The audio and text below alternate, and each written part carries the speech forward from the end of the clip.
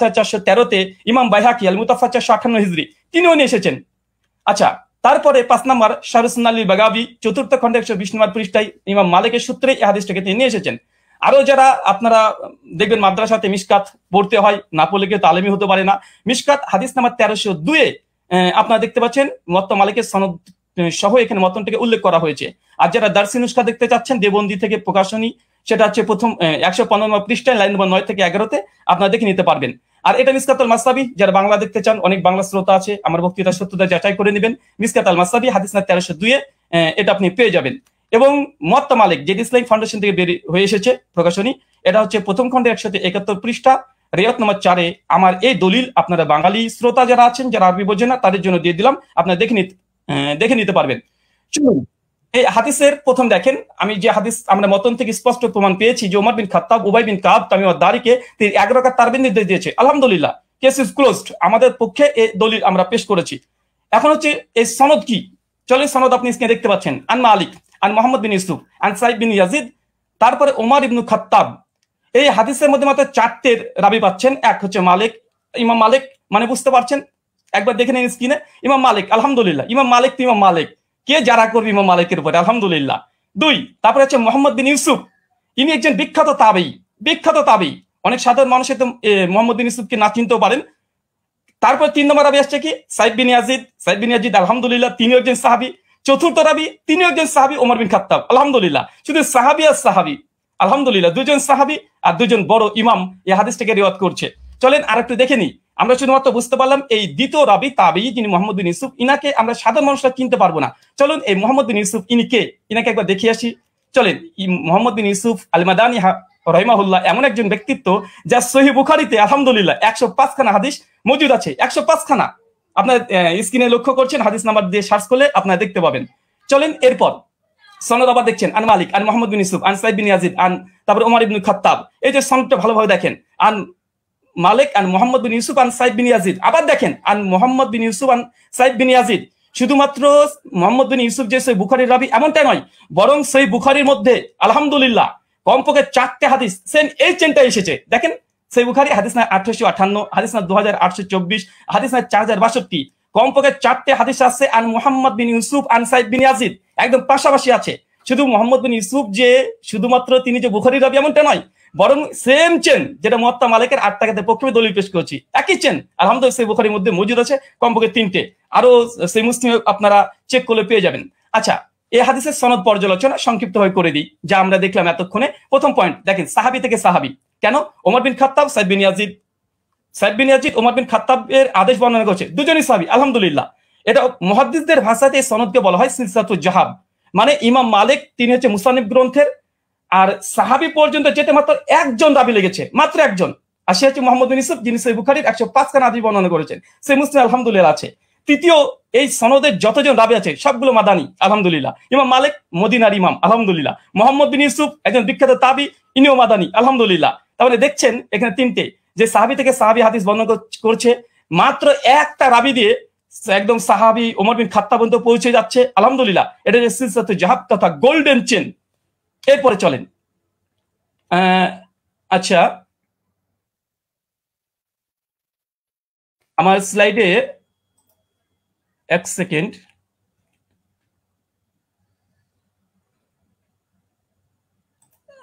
একটু থামতে হবে। আচ্ছা ঠিক আছে। আচ্ছা, আমরা হচ্ছে আমি এই কেসটা প্রেজেন্ট করলাম। এখন আলী হোসেন ওসামা হাফেজাহুল্লাহর কাছে আমার কিছু প্রশ্ন এই মুয়াত্তা মালিকের হাদিস নিয়ে। প্রথম প্রশ্ন, আলী হোসেন ওসামার কাছে 8খানা প্রশ্ন করব। প্রথম, ওমর ইবনুল খাত্তাব রাদিয়াল্লাহু তাআলা আনহু 20 রাকাত তারাবির নির্দেশ দিয়েছেন মর্মে এমন একটি সহিহ হাদিস উপস্থাপন করুন যেই সনদ হাদিস শাস্ত্রের আলোকে সহিহ হবে এবং মুত্তাসিল হবে। সনদে কোনো দুর্বল রাবী যেন না থাকে, আর সনদ যেন মাঝখান থেকে বিচ্ছিন্ন না হয়ে যায়, মানে কোনো ইনকেতা না থাকে। প্রশ্ন নম্বর 2, মুয়াত্তা মালিকের যে সনদ আমরা দেখিয়েছি, যেটা সিলসিলাতুল জাহাব মুহাদ্দিসদের পরিভাষা অনুযায়ী ওমর ইবনুল খাত্তাব রাদিয়াল্লাহু তাআলা আনহু 20 রাকাত তারাবির নির্দেশ দিয়েছে, পয়েন্ট টু বি নোটেড, 20 রাকাত নির্দেশ দিয়েছে মর্মে এমন একটি বর্ণনা পেশ করুন যার সনদ সিলসিলাতুল জাহাব এই মানে উত্তীর্ণ হয়েছে। প্রশ্ন নম্বর 3, মুয়াত্তা মালিকের বর্ণনায় সমস্ত রাবী হচ্ছে মাদানী এবং একজন রাবীর উপরে আলহামদুলিল্লাহ যারা নেই, কোনো অভিযোগ নেই, ওমর ইবনুল খাত্তাব রাদিয়াল্লাহু আনহু 20 রাকাতের নির্দেশ দিয়েছেন মর্মে এমন একটি বর্ণনা পেশ করুন যার সনদে সমস্ত রাবি মাদানী এবং কোন রাবির ব্রাদার প্লিজ একটু আমি আপনি কিন্তু 20 রাকাতের বিষয়ে কোশ্চেন করছেন, পরবর্তীতে কিন্তু এটা এখন কি আপনি কোশ্চেন গুলো করবেন নাকি পরবর্তীতে করবেন? আমি 8 রাকাত তারাবি, হ্যাঁ আমি প্রশ্ন কেস পর্যন্ত প্রশ্ন করা যায়, আমি তো তার হাদিস বা দলিল নিয়ে কোনো পর্যালোচনা করছি না। জি অবশ্যই। জি, মুয়াত্তা মালিকের যে বর্ণনা পেশ করেছি এটা সমস্ত কোন রাবির পরে সামান্য পরিমাণে জানা নেই। আমি এখানে প্রশ্ন ওমর ইবনুল খাত্তাব রাদিয়াল্লাহু তাআলা থেকে এমন একটি 20 রাকাতের তারাবির দলিল আপনি পেশ করবেন যেখানে সমস্ত রাবি যতজন থাকবে তার উপরে কোনো মানে দুর্বলতা থাকবে না, এমন একটা রিওয়ায়াত পেশ করবেন। প্রশ্ন নম্বর 4, মুয়াত্তা মালিকের 8 রাকাতের বর্ণনা সনদ বুখারী মুসলিমের শর্তেও সহিহ, প্রত্যেক রাবি বুখারী মুসলিমে, যেটা একটু আগে আপনাদেরকে আমি দেখিয়েছি। ঠিক ওমর ইবনুল খাত্তাব রাদিয়াল্লাহু তাআলা আনহু 20 রাকাত তারাবির নির্দেশ দিয়েছেন মর্মে এমন একটি বর্ণনা পেশ করুন যেটা বুখারী মুসলিমের শর্তে উত্তীর্ণ হয়েছে। প্রশ্ন নম্বর 5, মুয়াত্তা মালিকের ডজন ডজন ব্যাখ্যা গ্রন্থ পৃথিবীতে বিদ্যমান আছে। মুয়াত্তা মালিকের একজন গ্রহণযোগ্য মুহাদ্দিসের অভিমত পেশ করুন যিনি মুয়াত্তা মালিকের 8 রাকাত হাদিসের ব্যাখ্যায় এটাকে মুজতারিব বা ইস্তেরাব আছে বলে প্রত্যাখ্যান করেছে। কেন আমরা দেখি যে দেওবন্দি ওলামারা এবং বেরলভী ওলামারা, বিশেষ করে হানাফি ওলামারা, তারা এই 8 রাকাতের এই দলিলকে তারা ইস্তেরাব বা মুজতারিব বলে বাতিল করার চেষ্টা করে। এখানে আমার একটা প্রশ্ন থাকবে, মুয়াত্তা মালিকের অনেকগুলো ব্যাখ্যা গ্রন্থ আছে, একজন গ্রহণযোগ্য মুহাদ্দিসদের মত দেবেন যে এই হাদিসটিকে ইতিপূর্বে তারা ইস্তেরাবের দাবি করে বাতিল করেছে। আব্দুল বার রাহিমাহুল্লাহর ওয়াহম নয় ইস্তেরাব। আচ্ছা, প্রশ্ন নম্বর 6, দেওবন্দি মাদ্রাসা প্রতিষ্ঠা হবার আগে কিংবা 1284 হিজরির আগে এই হাদিসকে মুস্তারিব বলেছেন এমন একজন মুহাদ্দিসের অভিমত পেশ করুন। প্রশ্ন নম্বর 7, সহিহ সনদে প্রমাণিত আছে উবাই বিন কাব রাদিয়াল্লাহু তাআলা আনহু তিনি এবং তামিম আদ-দারি তিনি 8 রাকাত তারাবি পড়েছেন। আমার প্রশ্ন, ওমর রাদিয়াল্লাহু তাআলা যদি 20 রাকাত তারাবি নির্দেশ দিয়ে থাকেন তাহলে উবাই বিন কাব এবং তামিম আদ-দারি কি ওমর ইবনুল খাত্তাব রাদিয়াল্লাহু তাআলার নির্দেশ অমান্য করেছেন? প্রশ্ন নম্বর 8, শাস্ত্রের আলোকে ইস্তেরাবের সংজ্ঞা এবং শর্ত পেশ করবেন এবং সেই শর্ত অনুযায়ী এই হাদিসকে মুস্তারিব প্রমাণ করার চেষ্টা করবেন। কারণ আমরা ইতিপূর্বে আপনাদের অনেককে দেখেছি যে বারবার আমাদের দলিলকে ইস্তেরাব বলে বাতিল করে দেওয়ার চেষ্টা করা হয়। চলেন আমরা হাদিসের আবার প্রথম অংশে আপনাদেরকে আমরা নিয়ে যাব, যেখান থেকে আপনারা বুঝতে পারবেন। আমরা হাদিসটাকে আবার আপনাদেরকে দেখিয়ে দিই আপনাদের সুবিধার জন্য। আমাদের প্রথম যে দলিল আমরা পেশ করেছিলাম এ হচ্ছে মুয়াত্তা মালিকের হাদিস, আর এই মুয়াত্তা মালিকের হাদিস অনেকগুলো গ্রন্থে এসেছে, পরপর আপনাদেরকে আমি দেখিয়ে দিয়েছি, এখান থেকে অনেকগুলো গ্রন্থ থেকে দেখিয়ে দিয়েছি। আমি জাস্ট একটা দলিল আমি পেশ করেছি, আর এই একটা দলিলের উপরে আমি অটল থাকবো। এই একটা দলিলে এই দলিল যতক্ষণ খণ্ডন না আসবে ততক্ষণ দ্বিতীয় দলিল দিয়ে এই আলোচনাকে আমি মাছের বাজার করতে চাই না।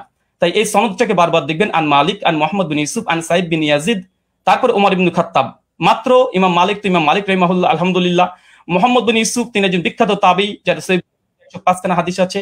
আর সাইদ বিন ইয়াজিদ ইনিও স্বয়ং আল্লাহ রাসূলের সঙ্গে হজ করেছেন, যেটা সহিহ বুখারী 858 তে প্রমাণিত পাওয়া যায়। আর ওমর ইবনুল খাত্তাব, আমি জাস্ট এই একটা দলিলের উপরে আপনাদের সামনে উপস্থাপন করেছি এবং হাদিসের শব্দ আমার ওমর ইবনুল খাত্তাব, ওমর বিন খাত্তাব আদেশ দিয়েছেন, একদম আদেশ শব্দ মজুদ আছে। কাকে আদেশ দিয়েছেন? উবাই বিন কাবকে। আর কাকে? তামিম আদ-দারিকে। কত রাকাত? বিহিদা আশারাতা রাকা, 11 রাকাতের নির্দেশ দিয়েছে। স্পষ্টভাবে আমাদের এই দলিলে আমার যা কেস বা আমাদের আহলুল হাদিসদের যে দাবি তার পক্ষে জাস্ট একটা দলিল, ইনশাআল্লাহ যদি সম্ভব হয় দলিলকে যদি খণ্ডন করে ইনশাআল্লাহ তারপরে আমাদের দ্বিতীয় দলিল আমরা পেশ করব।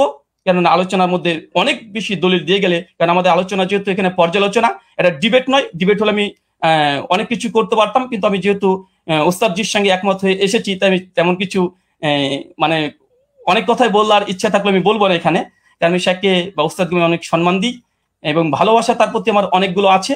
আর এ থেকেই একটা হাদিস, আর এই হাদিস আমি শুধুমাত্র শেখের কাছে বুঝতে এসেছি যেহেতু তিনি আমাকে বুঝাতে এসেছেন। আর পর্যালোচনা যেহেতু এটা ডিবেট নয়, তার জন্য আমার এই একটা হাদিস যে দাবির পক্ষে আমরা আহলুল হাদিসরা 8 টাকা তারাবি পড়ি এবং এই হাদিসের মান আমাদের নিকটে সহিহ, এবং আমাদের কাছ থেকে 8খানা প্রশ্ন আমরা উপস্থাপন করেছি 20 টাকাতের পক্ষে। এই 20 টাকাতের যদি এই প্রশ্নের জবাব যদি দিয়ে দেয় আলহামদুলিল্লাহ, আমি লিখিতভাবে শুধু এরকম না, ঘোষণা দিয়ে আমি ঘোষণা করে দেব যে জাস্ট আমি যে কথা বলেছি আমি কথার থেকে ফিরে আসছি। 8 টাকার তারাবি ওমর বিন খাত্তাব আদেশ দেয়নি, মূলত 20 টাকা দিয়েছে। আমি প্রত্যাবর্তন করব, আমি স্ট্রিমে ঘোষণা করলাম। এখনো 3টে পর্ব আছে এবং আমি এরপরে অটল থাকবো। জি শুকরিয়া, জাযাকাল্লাহ খায়রান, বারাকাল্লাহ ফিকুম, ওয়ামা আলাইনা ইল্লাল বালাগ। ব্রাদার রাহুল হোসেন, আপনি শেষ করেছেন, প্লিজ একটু ইয়াটা ঠিক হবে। হ্যাঁ, আপনি শেষ করেছেন এবং আপনি 1 মিনিট আগে শেষ করেছেন, চাইলে আপনি 2 মিনিট ব্যবহার করতে পারতেন। যাই হোক, আমি চলে যাব যিনি 20 রাকাতের পক্ষে দলিল পেশ করবেন, আমাদের পরিচিত ব্যক্তি শেখ মুফতি আলী হাসান ওসামা। আমি আপনার কাছে যাব এবং আপনি বললে আমি টাইমটা শুরু করে দিব। আপনার টাইমটা আপনি বলবেন। জি, এখন 22 মিনিট 45 সেকেন্ড চলছে। আপনি মিউট আছেন।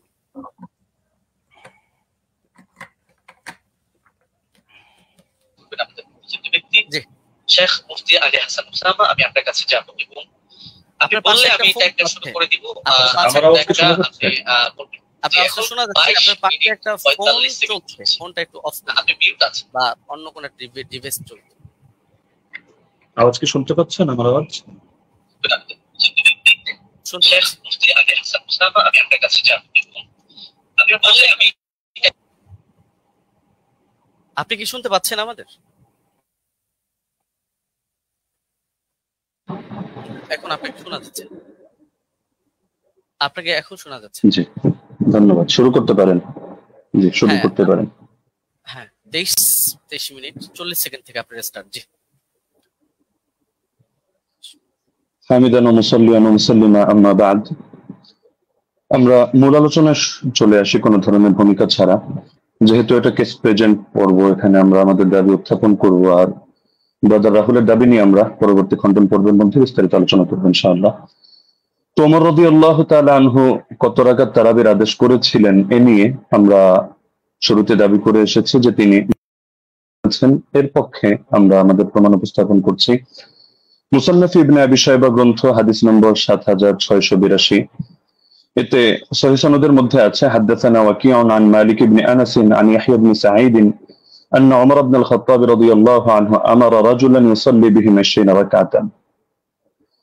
ওমর রাদিয়াল্লাহু তাআলা আনহু এক ব্যক্তিকে আদেশ করলেন তিনি তাদেরকে নিয়ে 20 রাকাত তারাবির নামাজ আদায় করবেন। এই যে হাদিসটা, এই হাদিসের মধ্যে প্রতিটা রাওয়ী ওয়াকি ইবনুল জাররাহ, ইমাম মালিক ইবনে আনাস এবং ইয়াহইয়া ইবনে সাঈদ আল-কাত্তান প্রত্যেকে হাদিস শাস্ত্রের এক একজন নক্ষত্র এবং ইমাম।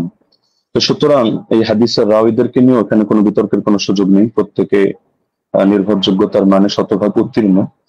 এখন কারো কাছে একটা খটকা লাগতে পারে যে ইয়াহইয়া ইবনে সাঈদ আল-কাত্তান রাহমাতুল্লাহি আলাইহি তিনি তো ওমর ইবনে খাত্তাব রাদিয়াল্লাহু আনহু জামানা পাননি, তাহলে তো মনে হচ্ছে যে হাদিসটা বিচ্ছিন্ন হয়ে যাচ্ছে, সূত্র বিচ্ছিন্ন, অর্থাৎ মাঝখানে কোনো একজন বর্ণনাকারী বাদ পড়ে গেছেন এবং তার সূত্রে তিনি বর্ণনা করছেন। তো হাদিস যদি মুনকাতি হয় তাহলে তো এটা যায়িফ মনে হতে পারে অনেকের কাছে। তো আমরা যেহেতু আমাদের শিরোনামই হলো যে হাদিস শাস্ত্রের আলোকে আমাদের আজকের আলোচনা হবে, তো আমরা এখন শাস্ত্রীয় আলোচনায় চলে যাই। আমরা শাস্ত্রীয় আলোচনার অনেকগুলো পয়েন্ট দিয়ে দেখাবো যে এই হাদিসের মধ্যে কোনো ধরনের দুর্বলতা নেই এবং হাদিসটা সর্বোচ্চ পর্যায়ে গ্রহণযোগ্য সহিহ। 1 নম্বর মূলনীতিতে আসি। হাদিস শাস্ত্রের স্বীকৃত একটা মূলনীতি হলো, এটা ইমাম জাইনুদ্দিন ইরাকি রাহমাতুল্লাহি আলাইহি লম্বা চড়া করে আলোচনা করেছেন, তার সূত্রে ইমাম সুয়ুতি সহ হাদিস শাস্ত্রের অনেক ইমামরা এই পয়েন্টটা টেনেছেন। وإن روى التابعي عن الصحابي قصة أدرك وقوعها فمتصل وكذا إن لم يدرك وقوعها ولكن أسندها له وإلا فمنقطعة। তাবিঈ যদি সাহাবী থেকে এমন কোন বিষয়, এমন কোন ঘটনা বর্ণনা করেন যেটা তিনি পেয়েছেন, অর্থাৎ তিনি তো তাকে নিজের চোখে দেখেননি কিন্তু ঘটনাটা ক্রমবর্ধমান ভাবে চলে আসছে এবং পরবর্তীতে তার জামানায় তিনি ঘটনাটা পেয়েছেন, তাহলে হাদিস শাস্ত্রের বিবেচনা এটাকে মুত্তাসিল বলে গণ্য করা হয়। যদিও বাহ্য দৃষ্টিতে যারা হাদিস শাস্ত্রে জ্ঞান রাখেন অজ্ঞদের চোখে মনে হতে পারে এটা সূত্র বিচ্ছিন্ন, কিন্তু এটা ইমামরা স্পষ্ট বলে যাচ্ছেন যে না, এটা হুকুমের বিবেচনা, এটাকে মুনকাতি সূত্র বিচ্ছিন্ন ধরা হয় না, বরং মুত্তাসিল হিসাবেই ধরা হয়। আর যদি তারা এভাবে না করেন, সেই ক্ষেত্রে এমন কোন ঘটনা বর্ণনা করলেন যেটা পরবর্তীতে আর এটা জারি থাকেনি, তারা এটা পায়নি, তাহলে সেই ক্ষেত্রে এটাকে মুনকাতি হিসাবে গণ্য করা হয়। ইমাম ইরাকি রাহমাতুল্লাহি আলাইহি স্পষ্ট ভাবে লেখেন যে ওয়াকাদ হাকা ইত্তিফাক আহলি তামিজ মিন আহলি হাদিস আলা যালিকা ইবনুল মাওয়াক।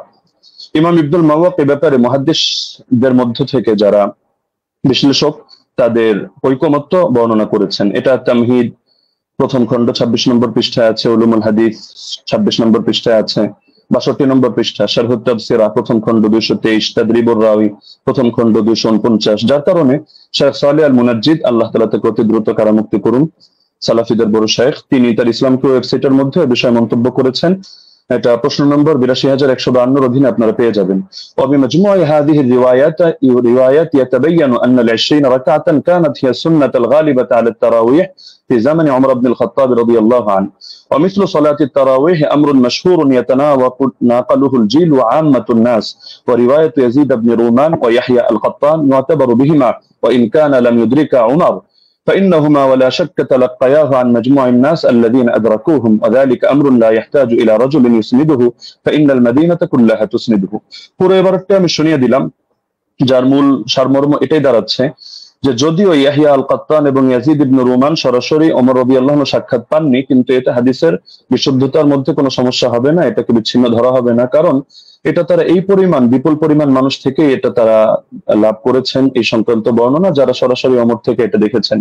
সুতরাং এখানে সুনির্দিষ্ট একজন ব্যক্তি লাগবে না যে এটার সনদ বয়ান করবে, বরং গোটা মদিনায় এর সনদ বয়ান করবে। তো সুতরাং দেখা যাচ্ছে যে যারা হাদিস শাস্ত্র সম্পর্কে অজ্ঞ তাদের কাছে সূত্র বিচ্ছিন্ন মনে হলো, যেহেতু শাস্ত্রের আলোকে আলোচনা, সুতরাং মূলনীতির আলোকে আমরা স্পষ্ট দেখালাম যে এটা সূত্র বিচ্ছিন্ন নয়, বরং এটা মুত্তাসিল হিসাবে ধর্তব্য হবে। দ্বিতীয় হলো ইমাম ইয়াহইয়া ইবনে সাঈদ আল কাত্তান রাহমাতুল্লাহ আলাইহি, তিনি যেন তেন ব্যক্তিত্ব নন, তিনি জরাতে আদিল শাস্ত্রের ইমাম, অর্থাৎ যার মতামত নিয়ে আমরা অন্যদেরকে মেপে থাকি, এবং তার ব্যাপারে জরাতে আদিল শাস্ত্রে স্পষ্ট লেখা আছে যে তিনি যার তার থেকে হাদিস রিওয়ায়াত করেন না। যেমন তাহদিবুত তাহদিব ৪র্থ খণ্ড ৩৫৭ পৃষ্ঠা, তাহদিবুল কামাল ৩১ নম্বর খণ্ড ৩২৯ পৃষ্ঠা, এখানে ইমাম এজিল সূত্রে লেখা আছে বসরিয়ুন সিকাতুন নাকিউল হাদিস কানা লা ইউহাদ্দিসু ইল্লা আন সিকা। ইমাম ইয়াহইয়া ইবনে সাঈদ আল কাত্তান তিনি শুধু সিকা রাওয়ীদের থেকে হাদিস বয়ান করেন, যার তার থেকে বয়ান করেন না। একইভাবে আসিকাত কিতাব ৭ম খণ্ড ৬১১ পৃষ্ঠা, তাহদিবুত তাহদিব ৪র্থ খণ্ড ৩৫৭ পৃষ্ঠা, ইকমালু তাহদিবিল কামাল ১২ নম্বর খণ্ড ৩১৩ পৃষ্ঠা, তাহদিবুল কামাল ৩১ নম্বর খণ্ড ৩২৯ পৃষ্ঠা, এগুলোতে স্পষ্ট লেখা আছে যে ওয়া আমানা ফিল বাহসি আনিন নাকলি ওয়া তারাকা দুআফা। ইমাম ইয়াহইয়া ইবনে সাঈদ আল কাত্তান তিনি হাদিস শাস্ত্র বয়ান করার ক্ষেত্রে তিনি গভীরভাবে কাজটা করেন, তিনি যায়িফ রাওয়ীদেরকে পরিহার করেন।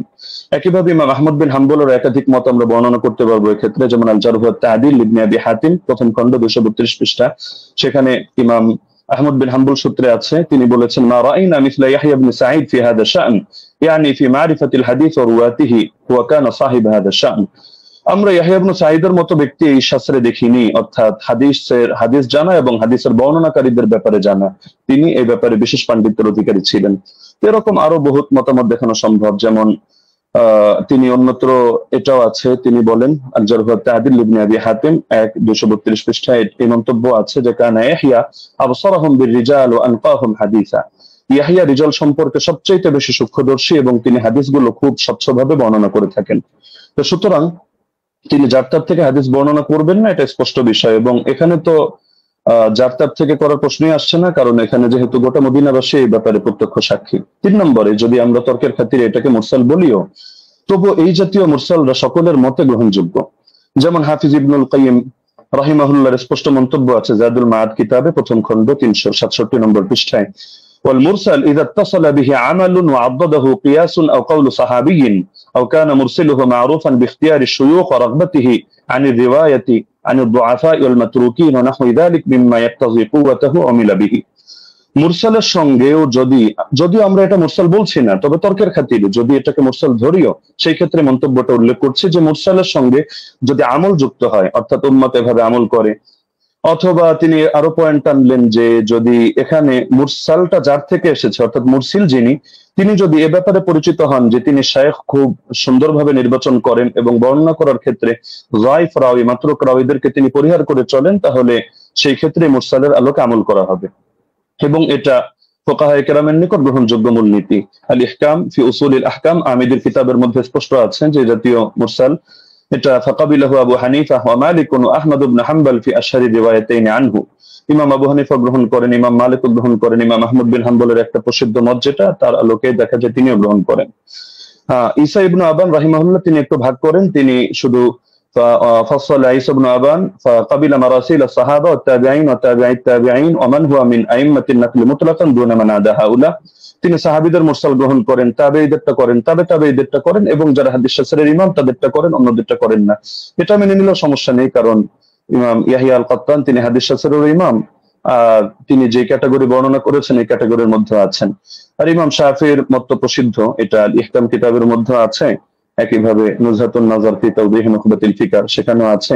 ইমাম শাফি রাহমাতুল্লাহ আলাইহির বক্তব্যের মধ্যে স্পষ্ট দেখা যাচ্ছে যে তিনি বলেছেন যে মুরসাল যদি সাহাবীর মুরসাল হয় তাহলে তো গ্রহণযোগ্য, আর যদি এমন মুরসাল হয় আও মুরসালান قد اسنده غير مرسله او ارسله راو اخر يروي عن غير شيوخ الاول او عضده قول صحابي او قول اكثر اهل العلم او ان يكون المرسل قد عرف من حاله انه لا يرسل عمن فيه علة من جهالة او غيرها كمراسيل ابن المسيب فهو مقبول والا فلا، ووافقه على ذلك اكثر اصحابه والقاضي ابو بكر وجماعة من الفقهاء। ইমাম শাফি রাহিমাহুল্লাহর মন্তব্য হচ্ছে যদি সাহাবীর মুরসাল না হয় এমন মুরসাল হয় যে মুরসালের সঙ্গে কিছু বিষয় যুক্ত থাকে, যেমন তিনি একটা উদাহরণ দিয়েছেন, যদি অধিকাংশ আহলে ইলমের বক্তব্য এর পক্ষে সমর্থন যোগায়, অর্থাৎ তারাও এই মতে পোষণ করেন। অথবা মুরসিলের গুণ হলো তিনি যাত্রার থেকে ইরসাল করেন না, বরং তিনি এমন কারো থেকে ইরসাল করা থেকে নিজেকে বিরত রাখেন যার মধ্যে কোনো দোষ আছে, সে মাঝুলি হোক, সে অন্য কোনো দোষে দোষী হোক, যেমন ইমাম সাঈদ ইবনে মুসাইয়্যিব রাহমাতুল্লাহ আলাইহি, এগুলো তিনি গ্রহণ করে নেন। এটা আল ইহকাম আমিদি কিতাবের মধ্যে আছে। একইভাবে ইমাম নাবাবী তার আল মাজমু শারহুল মুহাদ্দাবের 6 নম্বর খণ্ড 206 নম্বর পৃষ্ঠায় এটা বলেছেন, ইহতাজ্জু শাফিঈ বিল মুরসাল ইযা তাদাদা بأربعة أحد أربعة أمور، إما حديث مسند وإما مرسل من طريق آخر وإما قول صحابي وإما قول أكثر العلماء। তো সময় যেহেতু কম আমরা সব রেফারেন্স টানছি না, আরো কয়েকটা কিতাবের হাওয়ালা দিয়ে দিচ্ছি। উসুলুল বাজদাউই 171 নম্বর পৃষ্ঠা, আল মানসুর লিজারকাশি শারহুল উমদা ইবনে তাইমিয়া তাহযীবুস সুনান আবি দাউদ ইত্যাদি কিতাবের মধ্যে এই ব্যাপারে আলোচনা আছে। এবার আসি আমরা যদি সালাফি শায়খদের মূলনীতিও মেনে নিই, যেমন শাইখ আলবানী রাহিমাহুল্লাহকে এক্ষেত্রে আমরা উদাহরণ হিসেবে রাখতে পারি। তো শাইখ আলবানী রাহিমাহুল্লাহ প্রসিদ্ধ কিতাব সিলসিলাতুল আহাদিস সহিহা, এটা তো সকলের নিকটে পরিচিত। এখান থেকে 1422 নম্বর বর্ণনাটা আমি খুলে দেখার অনুরোধ করব। সেখানে দেখতে পাবেন আপনারা খুললে যে তিনি যে হাদিসটা বর্ণনা করেছেন একটা মুরসাল হাদিস, কিন্তু তিনি এটার ব্যাপারে মন্তব্য করছেন যে হাযা ইসনাদুল হাসান, এটা একটা হাসান সনদ, তবে ইল্লা আন্নাহু মুনকাতিউন বাইনা সুলাইমান ওয়া ইবনে আমরিন, তবে এটা সূত্র বিচ্ছিন্ন। মুনকাতি কার মাঝে? রাওয়ী সুলাইমান এবং রাওয়ী ইবনে আমরের মাঝে এখানে ইনকিতা আছে, সূত্র বিচ্ছিন্নতা আছে, কোন একজন বাদ পড়ে গেছে। তবে এটার পক্ষে এই তিনি একটা মুরসাল রিওয়ায়াত করে এর পক্ষে একটা যায়িফ হাদিস এনেছেন, যায়িফ রিওয়ায়াত, সেটা এনে তিনি মন্তব্য করছেন যে লাকিনাল হাদিসা বিমাজমু'ত তারিকাইন হাসানুন, এই দুটো যায়িফ মিলে এটা হাসান হয়ে গিয়েছে, অর্থাৎ একটা মুরসাল আর একটা যায়িফ। তো মুরসালের পক্ষে তিনি যায়িফ হাদিস পেয়েও এটাকে হাসান হিসাবে সাব্যস্ত করে ফেলেছেন এবং শেষে মন্তব্য করেছেন ফামিসলুহু ইউস্তাশহাদু বিহি, এই ধরনের বর্ণনা দ্বারা এটা দলিল প্রদান করা যায়। ফাল হাদিসু বিহি সহিহুন ইনশাআল্লাহু তাআলা, এর দ্বারা হাদিসটা সহিহ হিসাবে সাব্যস্ত হবে ইনশাআল্লাহু তাআলা। তো শাইখ আলবানী রাহিমাহুল্লাহ এক্ষেত্রে যে কাজটা করলেন, আমরা তো এর চেয়ে তার মজবুত কাজ করলেন। তিনি একেবারে একটা যায়িফ হাদিস এনে মুনকাতি একটা রিওয়ায়াতকে তিনি হাসান সনদ সাব্যস্ত করে হাদিসটাকে দলিলযোগ্য এবং সহিহ সাব্যস্ত করে ফেললেন। তো এই ব্যাপারে তো আর কোনো কিছু বলার অপেক্ষা রাখে না। তারপর চতুর্থ বিষয় হলো, সব ধারার ইমামগণই মেনে নিয়েছেন যে ওমর রাদিয়াল্লাহু আনহু বিশ্বাগাত তারাবির আদেশ করেছেন। যেমন আমরা উদাহরণ হিসেবে ইমাম শাফিঈকে আনতে পারি 1 নম্বরে কিতাবুল 1 নম্বর খন্ড 167 পৃষ্ঠা, মুখতাসারুল মুজানি 34 নম্বর পৃষ্ঠা, তিনি স্পষ্ট বলেছেন ওয়া আহাব্বু ইলাইয়া 20 লিআন্নাহু রুইয়া আন উমর, আমার নিকট বেশি অধিক পছন্দনীয় কারণ এটা ওমর থেকে বর্ণিত হয়েছে। ইমাম তিরমিজি রাহমাতুল্লাহি আলাইহি সুনানে তিরমিজি হাদিস নম্বর 806 দ্বিতীয় খণ্ড 158 নম্বর পৃষ্ঠা, এখানেও আছে ওয়া আকসারু আহলিল ইলমি আলা মা রুইয়া আন উমর ওয়া আলী ওয়া গায়রিহিমা মিন আসহাবিন নবী সাল্লাল্লাহু আলাইহি ওয়াসাল্লাম 20 রাকাতান, অধিকাংশ আহলে ইলম এই মতে পোষণ করেন যে তারাবি 20 রাকাত। কেন? কারণ এটা ওমর থেকে, আলী থেকে এবং নবীর অন্যান্য সাহাবীদের থেকে রাদিয়াল্লাহু আনহুম বর্ণিত হয়েছে। শাইখ বিন বাজ রাহমাতুল্লাহি আলাইহি সালাফিদের গ্রহণযোগ্য ব্যক্তিত্ব, আমরা মহব্বত করি, তিনি বলেন মাজমুউল ফাতাওয়া 11 নম্বর খণ্ড 322 নম্বর পৃষ্ঠা ওয়া সাবাতা আনহুম আন্নাহুম সাল্লু বিআমরিহি 23, তাদের থেকে প্রমাণিত রয়েছে যে তারা ওমরের আদেশে তারা 23 রাকাত নামাজ আদায় করেছেন। শেখ সালেহ আল মুনাজ্জিদ তিনি বলেন যা আল আমরু আন ওমর ইবনুল খাত্তাব রাদিয়াল্লাহু আনহু বিসালাতিল 20 রাকাতান, ওমর রাদিয়াল্লাহু আনহু থেকে 20 রাকাতের ব্যাপারে আদেশ এসেছে। তো সালাফি শাইখ হয়েও তারা বিষয়টা মেনে নিয়েছেন।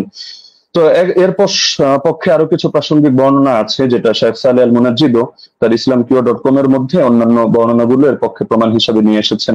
সাইদ বিন ইয়াজিদের বর্ণনা, অন্যান্য বর্ণনা, সেটা আমরা আপাতত টানছি না, সেটা পরবর্তী আলোচনার মধ্যে আমরা আনবো। হ্যাঁ, লাস্ট যে পয়েন্টটা আমি বলবো যে আমরা তো স্পষ্টভাবে দেখালাম যে এর সনদের মধ্যেও দুর্বলতা নেই, মতনের মধ্যেও দুর্বলতা নেই।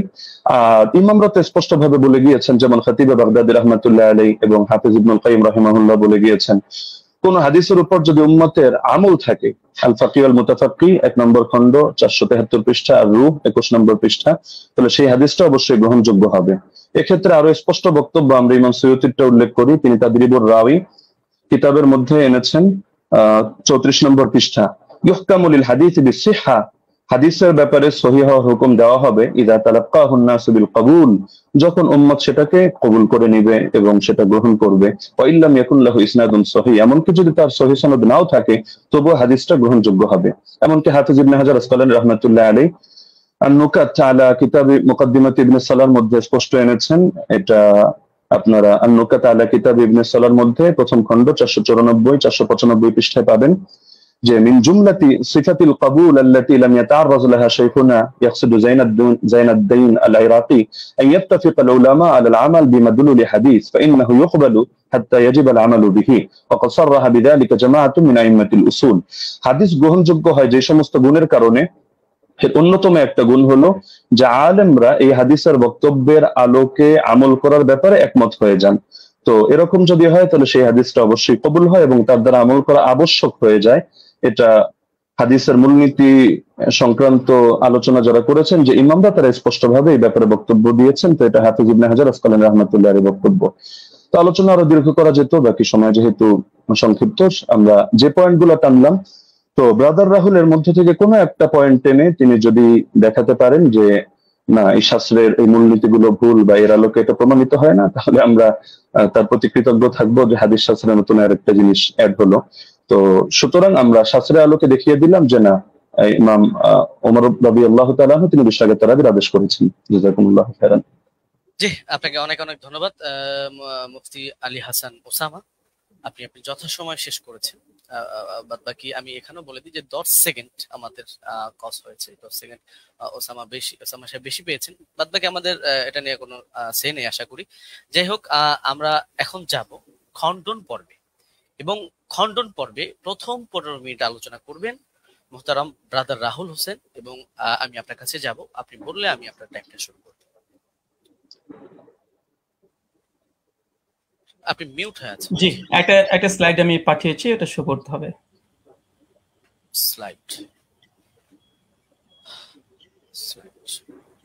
স্লাইড এটা কি একটু দেখবেন প্লিজ, এটা কি স্লাইড আপনার? জি জি জি জি জি জি জি এটাই। জি, আপনি বললে আমি টাইমটা স্টার্ট করব। ওকে, টাইম নাও স্টার্ট। জি, 40 মিনিট। আলহামদুলিল্লাহ, সমস্ত ইনশাআল্লাহ সুবহানাহু ওয়া তাআলার জন্য আমাদের প্রথম পর্ব শেষ হয়েছে।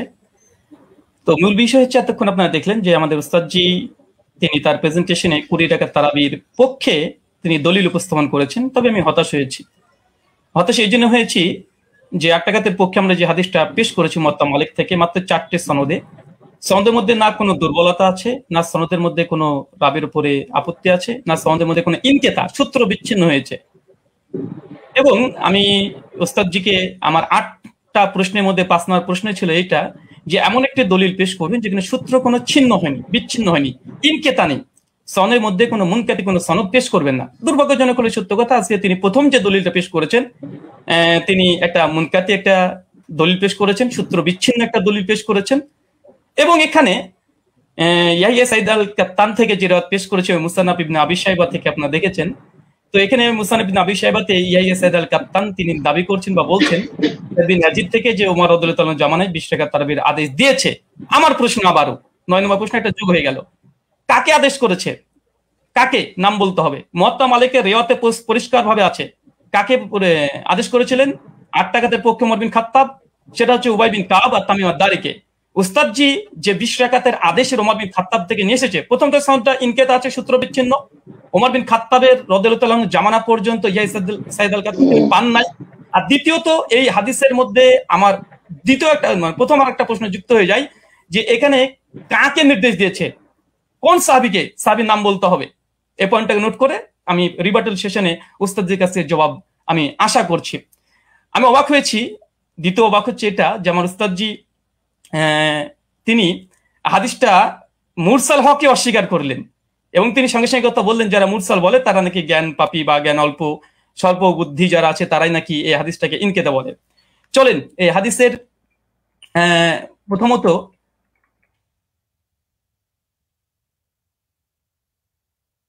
আচ্ছা, প্রথম হচ্ছে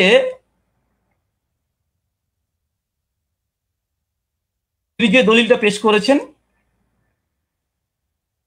মুনকাতি হাদিস, এই হাদিস নাকি মুরসাল তিনি অস্বীকার করেছেন, ইনকারের সনদ বিচ্ছিন্ন। অথচ আমরা দেখছি, দেখেন এটা হচ্ছে আসরুস সুনান, আল্লামা নিমবি হানাফি তার একটি কিতাব, তার আসরুস সুনানের 779 নম্বর হাদিসে দেখেন ইয়াহিয়া সাইদ থেকে ওই রিওয়ায়াতটা এসেছে যেটা উস্তাদ জি মুসান্নাফ ইবনে আবি শাইবা থেকে পড়েছেন।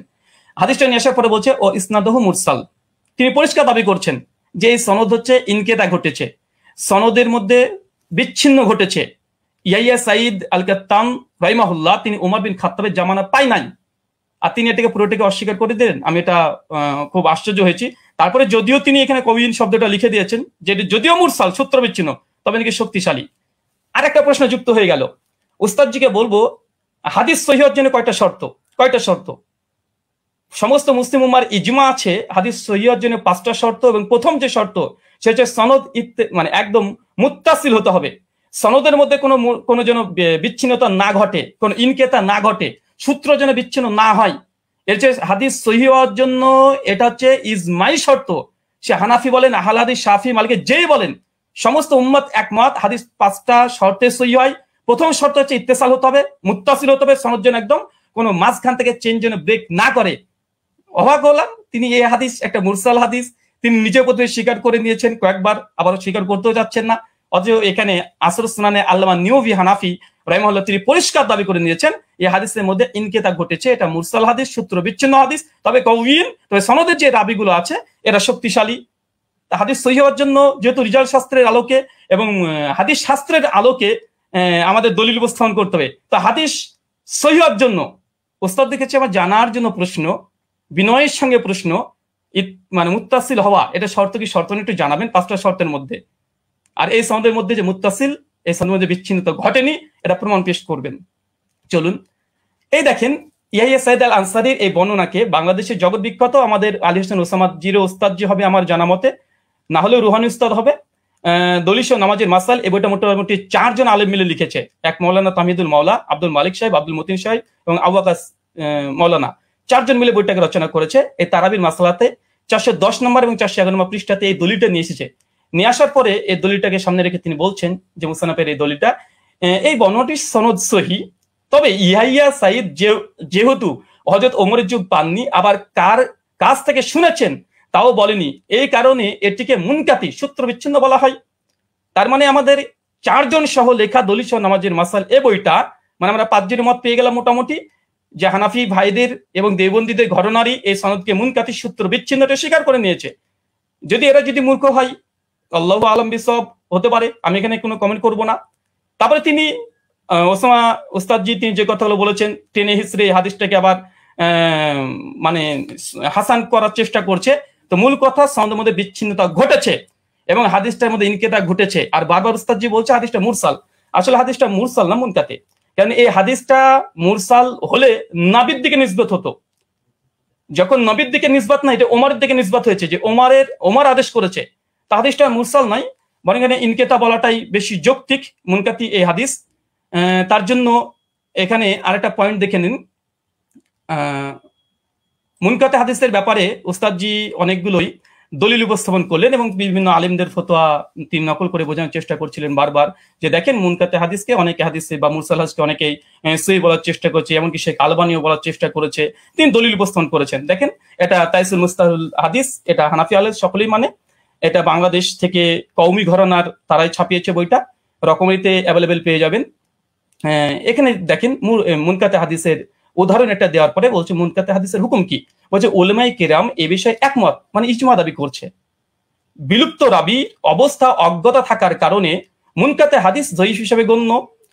এখানে একটা সংক্ষিপ্ত সাধারণ শ্রোতার জন্য বলি যে ইয়াহিয়া সাইদ আল কাত্তান তার ওমর বিন খাত্তাবের জামানায় পায়নি, ওমর বিন খাত্তাবের মৃত্যুর প্রায় 40 থেকে 50 বছর পর এই রাবি জন্মগ্রহণ করেছে, ওমর বিন খাত্তাব জামানায় পায়নি। তিনি কিভাবে বলে দিলেন যে ওমরের জামানাতে অমুক ব্যক্তি, আবার নাম উল্লেখ নেই যে কাকে নির্দেশ দিয়েছে, নাম উল্লেখ নেই হাদিসে যে 20 টাকাতের আদেশ করেছে। এখন যদি কেউ দাবি করে যে পাকিস্তানি আমলে ব্রিটিশদের সঙ্গে অমুক ব্যক্তি এবিসি ও দালালি করেছে, আজকের যুগের কোনো মানুষ যদি দাবি করে দেয়, হয়তো তার যুগও আমি পাইনি, পাকিস্তানি আমলমি পাইনি যে দাবি করে দেয়, এ দাবিটা কেমন যৌক্তিক হতে পারে? ঠিক এই হাদিসের সঙ্গে সেটাই ঘটেছে। যিনি বর্ণনা করছেন ওনার সঙ্গে ওমর বিন খাত্তাবের জামানায় তিনি পাননি। ওমর বিন খাত্তাবের মৃত্যুর প্রায় 40 থেকে 50 বছর পর এই ব্যক্তি জন্মগ্রহণ করা হচ্ছে। আর মুনকাতে হাদিসের, এটা মুস্তালাহুল হাদিসের স্পষ্ট দলিল এখানে বিদ্যমান যে মুনকাতে হাদিস এটা যায়ীফ হয়। আচ্ছা, এরপর একটা দেখেন মুরসাল হাদিস বিষয়েও এই মুস্তালাহুল হাদিসের মধ্যে আসছে পরিষ্কার ভাবে। কি বলছে দেখেন, উসুলবিদের দৃষ্টিতে মুরসাল এর অর্থ ব্যাপক। তাদের নিকটে প্রতিটি মুনকাতি রিওয়ায়াত মুরসাল, মানে এটা ইস্তাহাল হিসাবে অনেকেই মুনকাতিকে মুরসাল ব্যবহার করে ইস্তাহাল হিসাবে, কিন্তু হুকুম হিসাবে নয়। এরপর বলছে দেখেন, সনদের যে কোনো স্তর থেকে রাবি বাদ পড়ুক না কেন, খতিব বাগদাদির অভিমত হচ্ছে এইটা। এরপরে হুকুম বলছে, কি বলছে দেখেন, যে প্রকৃতপক্ষে মুরসাল হাদিসে জয়ীফ। যদি উস্তাদজি এটা অস্বীকার করতেন না, এটা মুনকাতে হাদিস না, এটা মুরসাল হাদিস, যদি অস্বীকার করে দিয়েছিলেন, তাদের ঘর থেকে দেখা হচ্ছে হাদিসটা তারা মুনকাতে স্বীকার করে নিয়েছে। দৈশ নামাজের মাসালাতে মুনকাতে স্বীকার করেছে, আর আসর সুন্নাতে নিমবি তিনি মুরসাল স্বীকার করে নিয়েছেন। আচ্ছা, তারপরেও যদি ওসামা সাহেব বারবার এটাকে মুরসাল এটা অস্বীকার করেও এটা নিয়েই বারবার আলোচনা করে মুরসাল হাদিসের ব্যাপারে হুকুম কি দিচ্ছে দেখেন, যে প্রকৃতপক্ষে মুরসাল হাদিসের জয়ীফ এবং বর্জনীয়, পরিষ্কার। আচ্ছা চলেন, এটা সহিহ মুসলিম মুকদ্দমা উঠে দেখবেন, এটা ইসলামিক সেন্টার থেকে ছাপানো, আরবিটাও আপনারা ভালোভাবে পড়তে পারবেন। এবং এখানে ইমাম মুসলিম রাহিমাহুল্লাহ তিনি পরিষ্কার মুরসাল হাদিসের একটা বাব কায়েম করেছে। বাব কায়েম করার পরে ইমাম মুসলিম সহিহ মুসলিম রচনার পূর্বে মুকদ্দমা শুধু উসুল হাদিস দিয়ে তিনি একদম পালাতে রেখেছেন। তার মধ্যে মুরসাল আলোচনা করতে গিয়ে তিনি বলছেন যে মুরসাল রিওয়ায়াত হাদিস সময়ের ব্যাপারে আমাদের মুহাদ্দিসদের মুহাদ্দিসগণের কেরামের অভিমত হচ্ছে মুরসাল হাদিস হুজ্জাত দলিল হিসেবে পরিগণিত হবে না। মানে কোন হাদিসের সনদের মধ্যে যদি বিচ্ছিন্ন ঘটে, যেটা আমাদের উস্তাদ যে আজকে দলিল পেশ করেছে, তাহলে সেটা কোনোভাবে হিসেবে গ্রহণযোগ্য নয়। সর্বশেষে বলছে ফলে তা মুরসাল হওয়ার সম্ভাবনায় আমাদের নিকটে হুজ্জত বা দলিল হিসেবে পরিগণিত হবে না। এবং ইমাম মুসলিম রাহিমাহুল্লাহ তিনি বলছেন মুরসাল হাদিস হোক, সনদ যদি বিচ্ছিন্ন ঘটে যায়, এই হাদিস সহিহ নয়, এটা বর্জনীয়, এটা যায়ীফ, এটা মারদুদ। এবং হাদিস সহিহ অর্জনের যে 5টা শর্ত, ইজমা আছে, এরপরে ইজমা দাবি করলাম, ইজমা আছে। প্রথম শর্ত হচ্ছে যে মুত্তাসিল হতে হবে। আচ্ছা, এখানে দেখেন উনি আলবানী রাহিমাহুল্লাহর এই সুলাইমান আর তাউসের একটা রিওয়ায়াত নিয়ে এসে বলছেন যে আলবানী দেখো তোমাদের ঘরে আলবানী একটা মুরসাল হাদিসকে হুজ্জাত গ্রহণ করে নিয়েছে। আমি একই টিট ফর ট্যাট দিয়ে দিলাম উস্তাদজিকে যে দেখেন আপনাদের দলিল নামাজের মাসালে বইয়ে আহলে হাদিসদের একটা দলিল খণ্ডন করতে গিয়ে এখানে মৌলানা আব্দুল মালিক সাহেব, আব্দুল মতিন সাহেব এবং তামহিদুল মাওলা সাহেব, আরো 4 জন বড় বড় বিজ্ঞ ওলামা, তারা কি বলছে, এই হিসাবে সুলাইমান ও তাউসের মাঝে আরেকটি বিচ্ছিন্নতা সৃষ্টি হয়েছে, মানে সূত্র বিচ্ছিন্ন হয়েছে, যার কারণে হাদিসটা হাসান সহিহ তদুর কিবা হাসান হওয়া দুষ্কর হয়ে পড়েছে। এটা আমাদের দেওবন্দি বাংলাদেশি ওলামা মাশায়েখ যারা আছেন, বিশেষ করে কওমি ঘরানার, তাদের যারা লিখেছে ওটা একদম সকলে মাথার ওপরে তারা। তা আলবানী যেমন দলিল দিয়েছিল, আমি পাল্টা একটা দলিল দিয়ে দিলাম। আচ্ছা, এই হচ্ছে। আচ্ছা, এখানে আরেকটা দলিল তিনি যেহেতু ইয়ে সাইদ আল আনসারি থেকে একটা হাদিস মাত্র দিয়েছে, তবে বিন বাজ রাহিমাহুল্লাহ ফতোয়া পড়তে গিয়ে তিনি আরেকটা রিওয়ায়াত পেশ করেছেন, সেটা হচ্ছে ইয়াজিদ বিন রোমান থেকে। দেখেন 2 নম্বর যে দলিলটা দিয়েছে একই অবস্থা, ইয়াজিদ বিন রোমানের দলিলটাও এটাও ইনকেতা, সনদ বিচ্ছিন্ন হয়েছে। এবং আমার চ্যালেঞ্জ ছিল উস্তাদজিকে, বা আমার অনুরোধ ছিল যে উস্তাদজি এমন একটা দলিল পেশ করবেন যার মধ্যে কোনো বিচ্ছিন্নতা ঘটেনি, কোনো ইরসাল হয়নি, এবং এমন একটা হাদিস পেশ করলেন যে হাদিসে কাকে যে আদেশ করা হয়েছে তার নাম উল্লেখ নেই, অথচ মুয়াত্তা মালিক আলহামদুলিল্লাহ সনদের মধ্যে কোনো ইরসাল নেই, ইনকেতা ঘটেনি, সনদের মধ্যে কোনো রাবির উপরে জাররা পরিমাণে কোনো জারা নেই, সনদে কোন ব্যক্তিকে কোন সাহাবী ওমর বিন খাত্তাব 8 টাকা তারাবির আদেশ করেছে সেটাও মজুদ আছে আলহামদুলিল্লাহ। কিন্তু আমাদের উস্তাদজি 15 মিনিট সময় নিয়ে তিনি মাত্র একটা দলিল পেশ করেছেন, বিন বাজের ফতোয়াতে এই ইয়াজিদ বিন রোমানের এর অর্থে চলে এসেছে। এটাই একই অবস্থা। কি বলছেন দেখেন, দৈশা নামাজের মাসালাতেই বলছে, কি বলছে, এটিও একজন তাবির সাক্ষ্য মুহাদ্দিসগণের পরিভাষা অনুযায়ী বা এটাকে মুনকাতি মুরসাল বলা হয়, কারণ ইয়াজিদ ইবনে রোমান হযরত ওমরের যুগ পাননি। একই সমস্যা, এটাকে যায়ীফ বলা উচিত নয়। তারপরে মাসলাকে হানাফির নিকটে যেহেতু মুরসাল হাদিস হুজ্জাত, যায়ীফ হাদিস হুজ্জাত, ফজিলতের ক্ষেত্রে যায়ীফ হাদিস হুজ্জাত, তার মানে এখান থেকে বোঝা গেল যে আহলে হাদিসরা যে দলিল পেশ করেছে আলহামদুলিল্লাহ এর মধ্যে কোনো বিচ্ছিন্নতা নেই। আমাদের হানাফি ভাইদের পক্ষ থেকে যে দলিলটা আমরা পেয়েছি প্রথম পর্বেই, কারণ প্রথম দলিল মানে মজবুত দলিল দেয় মানুষ, প্রথম যেটা দেয় সেটা মজবুতই দেয়। কিন্তু দুর্ভাগ্য সনদের মধ্যে বিচ্ছিন্নতা ঘটে গেছে, সনদের মধ্যে ইনকেতা ঘটে গেছে, মাকড়সার জালের মতো দুর্বল একটা সনদ দিয়ে এটাকে আজকে দাবি হিসাবে দলিল পেশ করা ওস্তাদজির কাছে আমি বিষয়টা একটু কেমন ভাবে মনে হচ্ছে, যেটা কেমন ঘটে গেল, যে প্রথম সনদেই এরকম একটা ঘটনা ঘটে যাবে। আচ্ছা, 2 নম্বর, আমার ওস্তাদজি জাস্ট দুটো দলিলই পেশ করেছে তার প্রেজেন্টেশনে, দুটো দলিল এখানে আমি খণ্ডন করেছি। তাছাড়া তিনি আদার্স যে কথা না, তিনি তেমন কোনো কথা বলেনি, দুটো হাদিস নিয়ে। আর মুনকাতে হাদিস হুজ্জাত বা মুরসাল হাদিস হুজ্জাত, তিনি এই বিষয়ে করে কথা বলতে চেয়েছেন।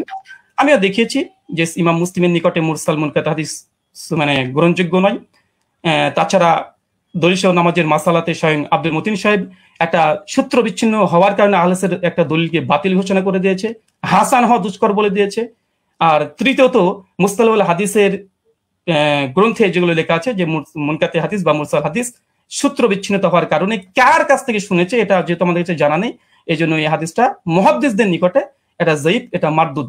এবং আমি একটা প্রশ্ন করে দিয়েছি ওস্তাদ, যে এটা এড়িয়ে যাবেন না, যেহেতু এবার রিবার্টাল সেশন আপনার, এড়িয়ে যাবেন না, 8টা প্রশ্ন আপনার মানে কাঁধের উপরে আছে, এবং যেই মানে আমি চেয়েছি যেমন ভাবে তলব করেছি দেওয়ার চেষ্টা করবেন। এবং হাদিস সহিহ হওয়ার জন্য সনদ মুত্তাসিল হওয়া প্রয়োজন কি প্রয়োজন না, এটা প্লিজ দিয়ে আলোচনা শুরু করবেন। আমি আবার আপনাকে 1.5 মিনিট আগে ছেড়ে দিলাম, কেন আপনি জাস্ট দুটো দলিল পেশ করেছেন।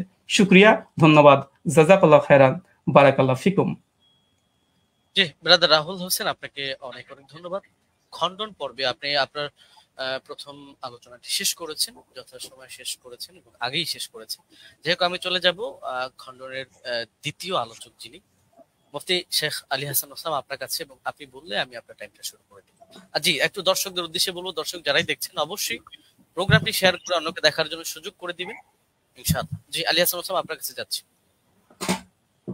আপনি বললে আমি টাইমটা শুরু করব। জি, শোনা যাচ্ছে আমাকে? হ্যাঁ, আপনাকে ক্লিয়ার শোনা যাচ্ছে। আচ্ছা, জি শুরু করতে পারেন। জি 7, 8, 9, 10 সেকেন্ড। জি ওকে। হামিদান ওয়া মুসাল্লিয়ান ওয়া মুসাল্লিমা আম্মা বাদ। শাস্ত্রীয় ব্যক্তি ছাড়া আসলে শাস্ত্রীয় আলোচনাটা একটু জটিল ব্যাপারই, যে যতটুকু পরে তার আলোকে গোটা দুনিয়াটাকে মূল্যায়ন করে। তো আমরা যে আলোচনাগুলো করেছি সবগুলো শাস্ত্রীয় মূলনীতিকে উনি এড়িয়ে গিয়ে আমাদের ব্রাদার রাহুল ভাই তিনি হলো অন্যান্য এদিক সেদিকের কথা টেনে, এবং মজার একটা ব্যাপার হলো উনি কি বলবেন আমরা মোটামুটি সবই এক থেকে আইডিয়া করতে পেরেছি, লেকিন আমি যেগুলো বলেছি এটা হয়তো ওনার আনকমন পড়ে গেছে, উনি যার কারণে বিষয়গুলো স্কিপ করে গেছেন। হাতে সময় ছিল, তিনি খণ্ডন করতে পারতেন। তো কি কি স্কিপ করেছেন আর এই খণ্ডন পর্বে যে অসঙ্গতি গুলো বলেছেন, এটা নিয়ে তো আমি নেক্সট পর্বে আলোচনা করবো। আগে ওনার কেস প্রেজেন্টেশনের মধ্যে উনি যে কথাগুলো বলেছেন আমরা সেটার মূল্যায়নে আসি। একটা কথা তো তিনি গর্বের সাথে বললেন যে হাদিস সহিহ হওয়ার জন্য 5টা শর্তের ব্যাপারে ইজমা আছে, যে অবশ্যই একমত, ইজমা আছে।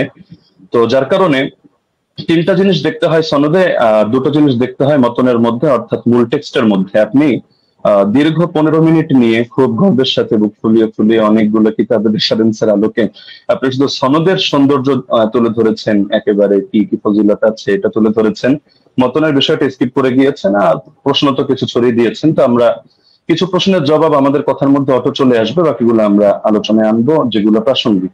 আচ্ছা, এখন আমরা আগে মূল আলোচনায় আসি। একটু বোঝার সুবিধার্থে একটু কথাটা শুরু থেকে টানি। ওমর রাদিয়াল্লাহু তাআলা আনহু থেকে তারাবির রাকাত সংখ্যার বর্ণনাকারী 6 জন রয়েছেন। এর মধ্যে একজন তো সাহেব বিন ইয়াজিদ রাদিয়াল্লাহু তাআলা আনহু, আমরা তার প্রসঙ্গে আসছি। আর এছাড়াও আরো বাকি 5 জন রয়েছেন, যাদের 5 জনের প্রত্যেকেই সংখ্যাটা তারাবির রাকাত সংখ্যা 20 বলে উল্লেখ করেছেন। ইয়াজিদ বিন রুমান তিনি 23 বলেছেন, বেতের সহ মুয়াত্তা মালিকে আছে। আব্দুল আজিজ বিন রুফাই 20 বলেছেন, মুসান্নাফ ইবনে আবি শাইবা আছে। উবাই বিন কাব 20 বলেছেন, মুসনাদে আহমদ বিন মানিতে আছে। ইয়াহইয়া ইবনে সাঈদ 20 বলেছেন, আমরা আগে উল্লেখ করেছি। মুহাম্মদ বিন কাব কুরাজি 20 বলেছেন, কিয়ামুল লাইল মারওয়াজির মধ্যে আছে, ইত্যাদি। এখন বাকি থাকলো শুধু সাহেব বিন ইয়াজিদের কথা। সাহেব বিন ইয়াজিদ থেকে তার 3 জন শাগরেদ এই বিষয়ক হাদিস বর্ণনা করেছেন। একজন হল ইয়াজিদ বিন খুসাইফা, তিনিও 20 বর্ণনা করেছেন, সুনানে কুবরা বাইহাকিতে আছে। দ্বিতীয় হারিস বিন আব্দুর রহমান বিন আবি যুবাব, তিনি 23 বর্ণনা করেছেন, অর্থাৎ বেতের সহ, এটা মুসান্নাফে আব্দুর রাজ্জাকে আছে। আর 3 নম্বর হলো মোহাম্মদ বিন ইউসুফ, যে সূত্রটা টেনে তিনি গর্বের সাথে বলেছেন যে একমাত্র আমরা একটা দলিল দিলাম, বাকি দলিলগুলো আমরা পরে আনবো। বাস্তব কথা হলো ওমর রাদিয়াল্লাহু আনহু 11 আদেশ করেছেন এই মর্মে, অন্য কোন বিশুদ্ধ দলিল তিনি আদৌ আনতে পারবেন কিনা এটাই চিন্তার বিষয়। তো এখন যে মোহাম্মদ বিন ইউসুফ সূত্রে তিনি আনলেন, সেই মোহাম্মদ বিন ইউসুফ থেকে এই সংক্রান্ত হাদিসটা বর্ণনা করেছেন 5 জন। এখন 5 জনের মধ্যে রেওয়ায়েতে কারোর সাথে কারোর মিল নেই, এক একজন এক এক ভাবে রেওয়ায়েত করেছেন। এর মধ্যে সবচেয়ে মজার বিষয় হলো তিনি যে সনদটা এনেছেন, এখানে তো ইমাম মালিক রাহমাতুল্লাহ আলাইহি তার সূত্রে বয়ান করেছেন 11 রাকাত, এরকম আরো দুই একটা বর্ণনা আছে, কিন্তু দেখা যাচ্ছে মুহাম্মদ বিন ইসহাক রাহমাতুল্লাহ আলাইহি তিনি বর্ণনা করেছেন এই মুহাম্মদ বিন ইউসুফ থেকে 13 রাকাতের কথা, যেটা মুসনাদ আহমদ বিন মানিতে আছে। এছাড়া দাউদ বিন কায়েস রাহমাতুল্লাহ আলাইহি তিনি এবং আরো অনেকে 21 রাকাতের কথা বর্ণনা করেছেন, যেটা মুসান্নাফে আব্দুর রাজ্জাকে বিশুদ্ধ সনদে আছে। যদি এটা সনদ নিয়ে চ্যালেঞ্জ করেন আমরা তাহলে সনদের আলোচনায় আসব। তো দেখা যাচ্ছে মতনের মধ্যে মিল নেই, মতনের মধ্যে এখানে সমস্যা বিদ্যমান। সব শাগরেদরা বলছে একভাবে, কিন্তু মুহাম্মদ বিন ইউসুফ থেকে এসে দেখা যাচ্ছে যে এখানে সনদের মধ্যে যদিও যারা বয়ান করেছেন সনদের বিশুদ্ধতা আছে, এটা নিয়ে আমি আপত্তি করছি না, কিন্তু হাদিস সহিহ হওয়ার জন্য যদি 5টা শর্ত, শুধু সনদ ঠিক থাকলে হবে না। এমন বহুত হাদিস আছে সনদ সুন্দর কিন্তু তার ইসের মধ্যে মতনের মধ্যে সমস্যা আছে। তো এখানে মতনের মধ্যে যে ঝামেলাটা হয়েছে এটাকে ইস্তেরাব বলে। ইস্তেরাব মানে হলো যে কোথায় 21 রাকাতের কথা আর কোথায় হলো 11 রাকাতের কথা, আবার কোথায় 13 রাকাতের কথা। যদিও 13 নিয়ে একটা ব্যাখ্যা ওনারা দাঁড় করানোর চেষ্টা করেন ধারণা প্রসূত ভাবে, তো সেটা আপাতত বাদই দিলাম। তো 21 রাকাত আর 11 রাকাত সম্পূর্ণ ভিন্ন কথা, কিন্তু মূল বর্ণনাকারী একজন। তো এখন হাদিসের মধ্যে যদি ইস্তেরাব করে দেওয়া হয় তাহলে হাদিসটা দুর্বল হয়ে যায়। এটা তাদরিবুর রাওয়ী বিশরহি তাকরিবুন নাওয়াবী পৃষ্ঠা 133 এর মধ্যে স্পষ্টভাবে লেখা আছে, ইস্তেরাব ইউজিবু দাফাল হাদিস। তাহলে স্পষ্ট এটা যে এখানে বর্ণনাকারী যারা রয়েছেন তারা যদিও সহিহ মানের, কিন্তু মতনের মধ্যে মুস্তারিব ইস্তেরাব থাকার কারণে হাদিসটা গর্বের সাথে যদিও সহি বলার চেষ্টা করছেন, কিন্তু হাদিসটা মতনগত কারণে এটা সহি না, বরঞ্চ এটা যায়িফ হাদিস। এটা হেলাউ সুনানের মধ্যে 7ম খন্ড 145 146 স্পষ্টভাবে লম্বা চওড়া আলাপ আছে। শেখ জাফর আহমদ উসমানী রাহমাতুল্লাহ আলাইহি লিখেছেন, হাদা আসারুন মুস্তারিবুল মাতনি উখতুলিফা ফীহি আলা মুহাম্মদ ইবনে ইউসুফ। বলতে বলতে তিনি গিয়ে শেষে জানাচ্ছেন, ওয়াহাদা ইখতিলাফুন ইউসকিতুল ইহতিজাজ বিল আসার। এই জাতীয় ইস্তেরাব থাকলে এটা আসর দিয়ে আর দলিল দেওয়া যায় না, এটা দলিল অযোগ্য হয়ে যায়। তো এখানে ভুলটা কে করেছেন? ভুলটা মূলত ইমাম মালিকও করেননি, ইয়াহইয়া বিন সাঈদ ফাত্তানও করেননি। ভুলটা হয়েছে এখানে অসঙ্গতিটা প্রকাশ পেয়েছে মুহাম্মদ বিন ইউসুফ থেকে। যদিও তিনি উচ্চ পর্যায়ের রাবী, কোনো সন্দেহ নেই, কিন্তু এক এক সময় তিনি এক একভাবে বয়ান করেছেন, তো যার কারণে জিনিসটা এটা দুর্বলের প্রমাণিত হয়ে গিয়েছে। আচ্ছা, দ্বিতীয় পয়েন্ট হলো যে হাদিসের বর্ণনাকারী যারা তাদের আমলই তো এর খেলাফ। ইমাম মালিক রাহমাতুল্লাহ আলাইহি আমল দেখা যাচ্ছে যে তিনি 8 রাকাতের পক্ষে না। সাইদ বিন ইয়াজিদ তার আমলও এর খেলাফ। একইভাবে যাকে আদেশ করেছেন বলে তিনি উল্লেখ করলেন যে দুজনের নামের মধ্যে উবাই বিন কাব রয়েছে, উবাই বিন কাবের ব্যাপারেও আছে যে না, তার আমলও এর খেলাফ। ইমাম মালিক রাহমাতুল্লাহ আলাইহি প্রসঙ্গে লম্বচড় আলোচনা করা যাবে তার মাযহাবের সরাসরি তার শাগরেদদের রেফারেন্স দিয়ে। এবং এর বাইরে যে মতগুলো প্রচারিত আছে, মূলত আমি সহজে বলে দিই যে তার থেকে 2টা মত আছে, এক হলো 20 রাকাতের কথা, এক হলো 36 রাকাতের কথা। 20 রাকাতের কথা ইমাম ইবনে আব্দুল বার রাহমাতুল্লাহ আলাইহি নকল করেছেন, এবং তার মাযহাবের কোন কোন কিতাব যেমন দুসুকের মধ্যে, আনোয়ারের সাথিয়ার মধ্যে এটা আছে। বাকি 36 রাকাতের কথাটাই তার থেকে সবচেয়ে বেশি প্রসিদ্ধ এবং মুতাবার। তাহলে দেখা যাচ্ছে যে তার আমলের ব্যতিক্রম। এটা বিদায়াতুল মুস্তাহিদ 1 নম্বর খন্ড 214 নম্বর পৃষ্ঠা উদাহরণ হিসেবে দেখা যেতে পারে, আরো প্রচুর রেফারেন্স আছে, প্রয়োজন হলে আমরা দেব। আচ্ছা, দ্বিতীয়ত হলো সাইদ বিন ইয়াজিদের আমল যে খেলাফ, এটা হলো বাইহাকি মারিফাতুস সুনান ওয়াল আসার কিতাবে 4th খন্ড 42 নম্বর পৃষ্ঠা 5409 নম্বর রিওয়ায়াতে আছে। আনি সাইদ ইবনে ইয়াজিদ قال كنا نقوم في زمان عمر بن الخطاب ب20 ركعه والوتر। আমরা ওমরের জামানায় 20 রাকাত তারাবি পড়তাম এবং আমরা বিতর নামাজ আদায় করতাম। তাহলে দেখা যাচ্ছে তার আমলও এর খেলাফ। একইভাবে যাকে আদেশ করলেন সে উবাই বিন কাবের আমলও ছিল এর খেলাফ। এটা আল হাদিসুল মুখতারা জিয়া মাকদিসির গ্রন্থ 1161 নম্বর রিওয়ায়াত, সেখানে স্পষ্ট আছে আন উবাই ইবনে কাব আন্না উমারা আমারা উবাইয়ান আন ইউসাল্লিয়া বিন নাস ফি রমাদান। এই হাদিসের শেষে গিয়ে স্পষ্ট আছে ফাসাল্লা বিহিম 20 রাকাতান, তিনি মানুষদেরকে নিয়ে 20 রাকাত নামাজ আদায় করলেন। তাহলে এটা তো সম্ভব না, খলিফা তাকে আদেশ দিবে একটা আর তিনি খলিফার আদেশ লঙ্ঘন করে করবেন আরেকটা। তার মানে খলিফার আদেশই ছিল 20 রাকাত। তবে এটা মুহাম্মদ বিন ইউসুফ বলতে গিয়ে একাধিক জায়গায় এক এক রকম বলেছেন, এক জায়গায় তার থেকে কখনো 11 রাকাতের কথা এসেছে। আচ্ছা, মুসান্নাফে আব্দুর রাজ্জাক গ্রন্থের মধ্যে উবাই বিন কাবের এই রিওয়ায়াত আছে 7730 নম্বর হাদিস। সেখানেও দেখা যাচ্ছে যে আন্না উমর জামা আন-নাস ফি রমাদান আলা উবাই ইবনে কাব ওয়া আলা তামিম আদ-দারি আলা 21 রাকাতান। ওমর রাদিয়াল্লাহু আনহু উবাই বিন কাব এবং তামিম দারিকে মানুষকে নামাজ পড়ানোর দায়িত্ব দিয়েছেন 11 রাকাত 21 রাকাত। তাহলে এখানেও দেখা যাচ্ছে যে দাবিগুলো মিলছে না। তো এই জিনিসটা ব্রাদার রাহুল মানুক বা না মানুক ইমাম ইবনে তাইমিয়া রাহিমাহুল্লাহ মেনে নিয়েছেন। ثبت أن أبي بن كعب كان يقوم بالناس 20 ركعة في قيام رمضان ويوتر بثلاث। এটা প্রমাণিত যে উবাই বিন কাব রাদিয়াল্লাহু আনহু তিনি মানুষদেরকে নিয়ে রমাদানুল মুবারাকের তারাবিতে 20 রাকাত নামাজ পড়তেন এবং 3 রাকাত বিতর আদায় করতেন। তাহলে ইমাম ইবনে তাইমিয়া রাহিমাহুল্লাহর বক্তব্য দ্বারা স্পষ্ট হয়ে যাচ্ছে। তো একটা মূলনীতি হলো, যদি বর্ণনাকারীর আমল তার বর্ণনার খেলাফ হয়, তাহলে এর দ্বারা বোঝা যায় যে বর্ণনাটি আসলে এতে দুর্বলতা রয়ে গিয়েছে। আমালুর রাওয়ি আও ফাতওয়াহু বিখিলাফিল হাদিস আল্লাযী রাওয়াহু ইসকিতুল ইহতিজাজ বিল হাদিস।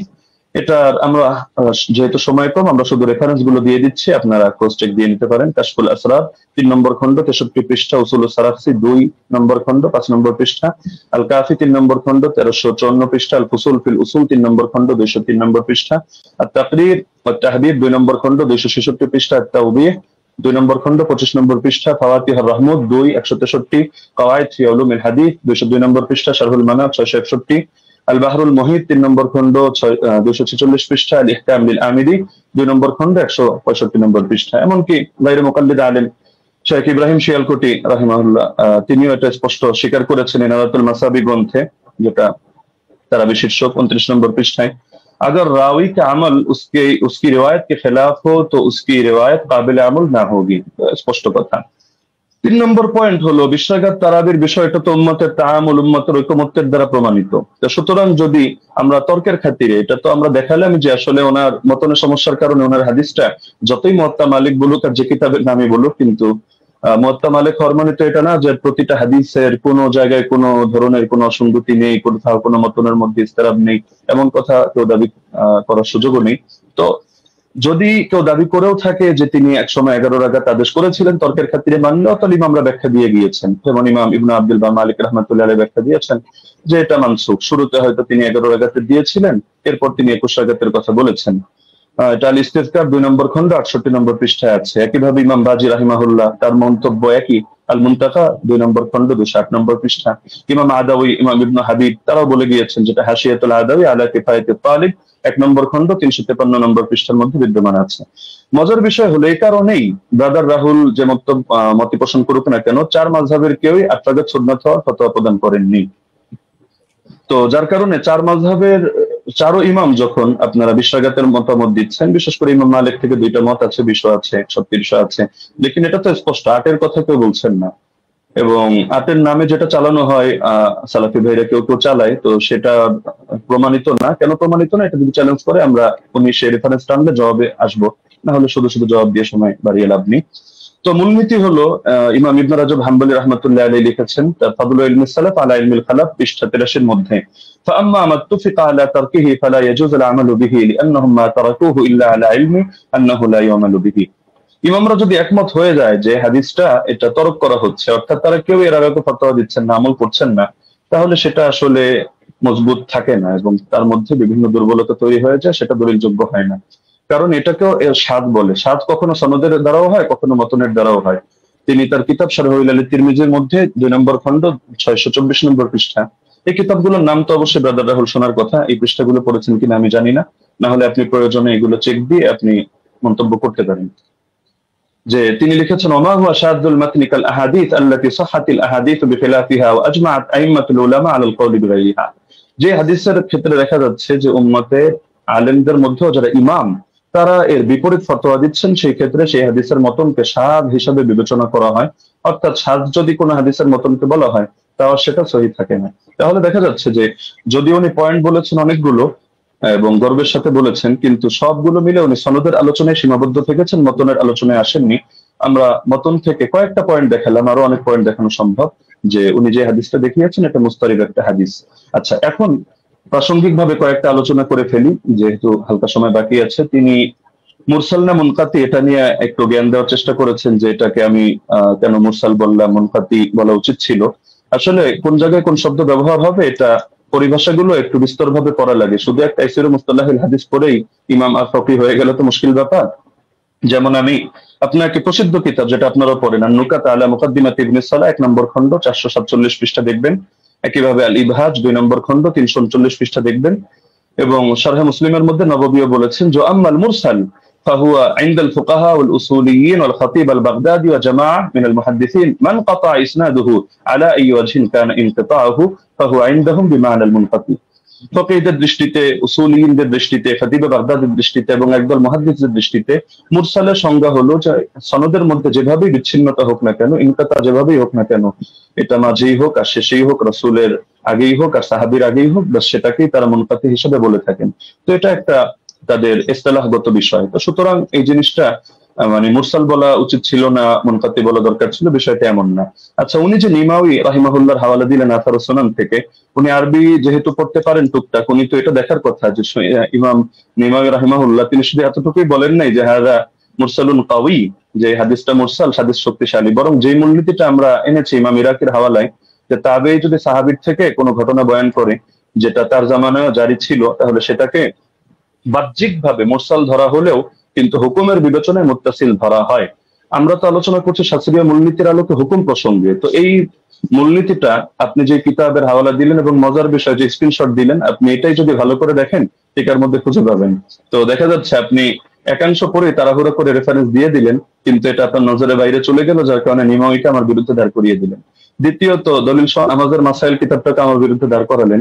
তবে মজার বিষয় হলো আপনি এই জিনিসটা খেয়াল করলেন না যে আমি বারবার বলছি যে বাহ্যিকভাবে দেখতে মুনকাতি, সূত্র বিচ্ছিন্ন, তবে আমরা হুকুম নিয়ে আলোচনা করছি যে হুকুমের বিবেচনায়, যেমন মারফুয়ে হুকমি তো এই শব্দ আপনার শোনার কথা, যে অনেক হাদিস এটা মারফু না, মানে আল্লাহ রাসূলের দিকে নিসবত করে সাহাবী বলেন নাই, কিন্তু সাহাবী বলেছেন স্বাভাবিক তার উক্তি হিসাবে, কিন্তু আমরা যখন বিবেচনা করছি আমরা বলছি মারফুয়ে হুকমি, মানে দেখতে যদিও এটা মাওকুফ হাদিস, সাহাবীর বর্ণনা, সাহাবীর উক্তি, কিন্তু হুকুমের বিবেচনায় এটা হলো মারফু, অর্থাৎ আমরা এটাকে মারফু হিসাবে বিবেচনা করব। এখন যদি আপনি এক কিতাব খুলে দেখেন, দেখো সে তো মাওকুফ বলেছে, অথবা আপনি এখন তাহলে মারফু বলছেন কিভাবে, তাহলে বলতে হবে ভাই বিবেচনা বোধের পার্থক্য তো আপনাকে বুঝতে হবে, একটা জাহিরি এতেবার, একটা হাকিকি এতেবার। জাহিরি বিবেচনায় হাদিসটাকে আপনার মুনকাতি মনে হতে পারে, কিন্তু আপনি শাস্ত্রের কথায় যখন আসবেন, শিরোনামে যেহেতু শাস্ত্রীয় আলোচনা, তো আপনি শাস্ত্র দিয়ে দেখতে হলে আপনি শাস্ত্রের মূলনীতির আলোকে তো বিবেচনা করতে হবে, না হলে মূলনীতিকে চ্যালেঞ্জ করেন। আপনি অমুক কিতাবে এটা আছে, তমুক কিতাবে এটা আছে, শুধু এতটুকু বললে যথেষ্ট না, আপনাকে মাথায় রাখতে হবে একটা শাস্ত্র পরিগণিত হয় টোটাল পুরো বিষয়টাকে সামনে রেখে। কোরআনের এক আয়াত আর এক আয়াতের তাফসীর হয়, না হলে আপনি এক আয়াত দিয়ে মতকেও বৈধ করে দিতে পারবেন, আর এক আয়াত দিয়ে জিহাদকেও নিষিদ্ধ করে সব জায়গায় সবরের আদেশ দিতে পারবেন, কিন্তু পুরো সামগ্রিক ভান্ডারকে, শাস্ত্রকে সামনে রেখে আপনার সিদ্ধান্তে আসতে হবে। এই জিনিসটা যদি না বোঝেন তাহলে শুধু আবেগী কিছু কথা বলবেন বা একটু ইমোশনাল কিছু লেকচার হবে, লেকিন এর দ্বারা শাস্ত্রীয় কোনো কথা হবে না। তো যেহেতু সারা দেশ এটা দেখছে এবং আলেম ওলামা, তালিবুল ইলম সবাই মূল্যায়ন করছে, সুতরাং আমার অনুরোধ থাকবে নেক্সট পর্বে আপনি শাস্ত্রীয় আলোকে এই মূলনীতিগুলো চ্যালেঞ্জ করেন। ধন্যবাদ, জাযাকাল্লাহ। আমি কারেক্ট টাইম শেষ করলাম। জি, মোহতারাম আলী হাসান ওসমান, আপনাকে অনেক অনেক ধন্যবাদ। আমি আরেকটি জিনিস আপনাদেরকে মনে করিয়ে দিতে চাই যে আপনাদের জন্য আমাদের পক্ষ থেকে 2 মিনিট সময় ছিল বা আছে। আরেকটি খণ্ডন পর্ব আছে, আপনারা চাইলে 2 মিনিট আপনারা ব্যবহার করতে পারেন। আমি দ্বিতীয় খণ্ডন পর্বটি যাচ্ছি এবং এই খণ্ডন পর্বর পরেই আমাদের কোনো খণ্ডন পর্ব থাকছে না, একটাই লাস্ট। আমি প্রথমে চলে যাব ব্রাদার রাহুল হোসেন আপনার কাছে, এবং আপনি বললে আমি টাইমটা শুরু করে দেব।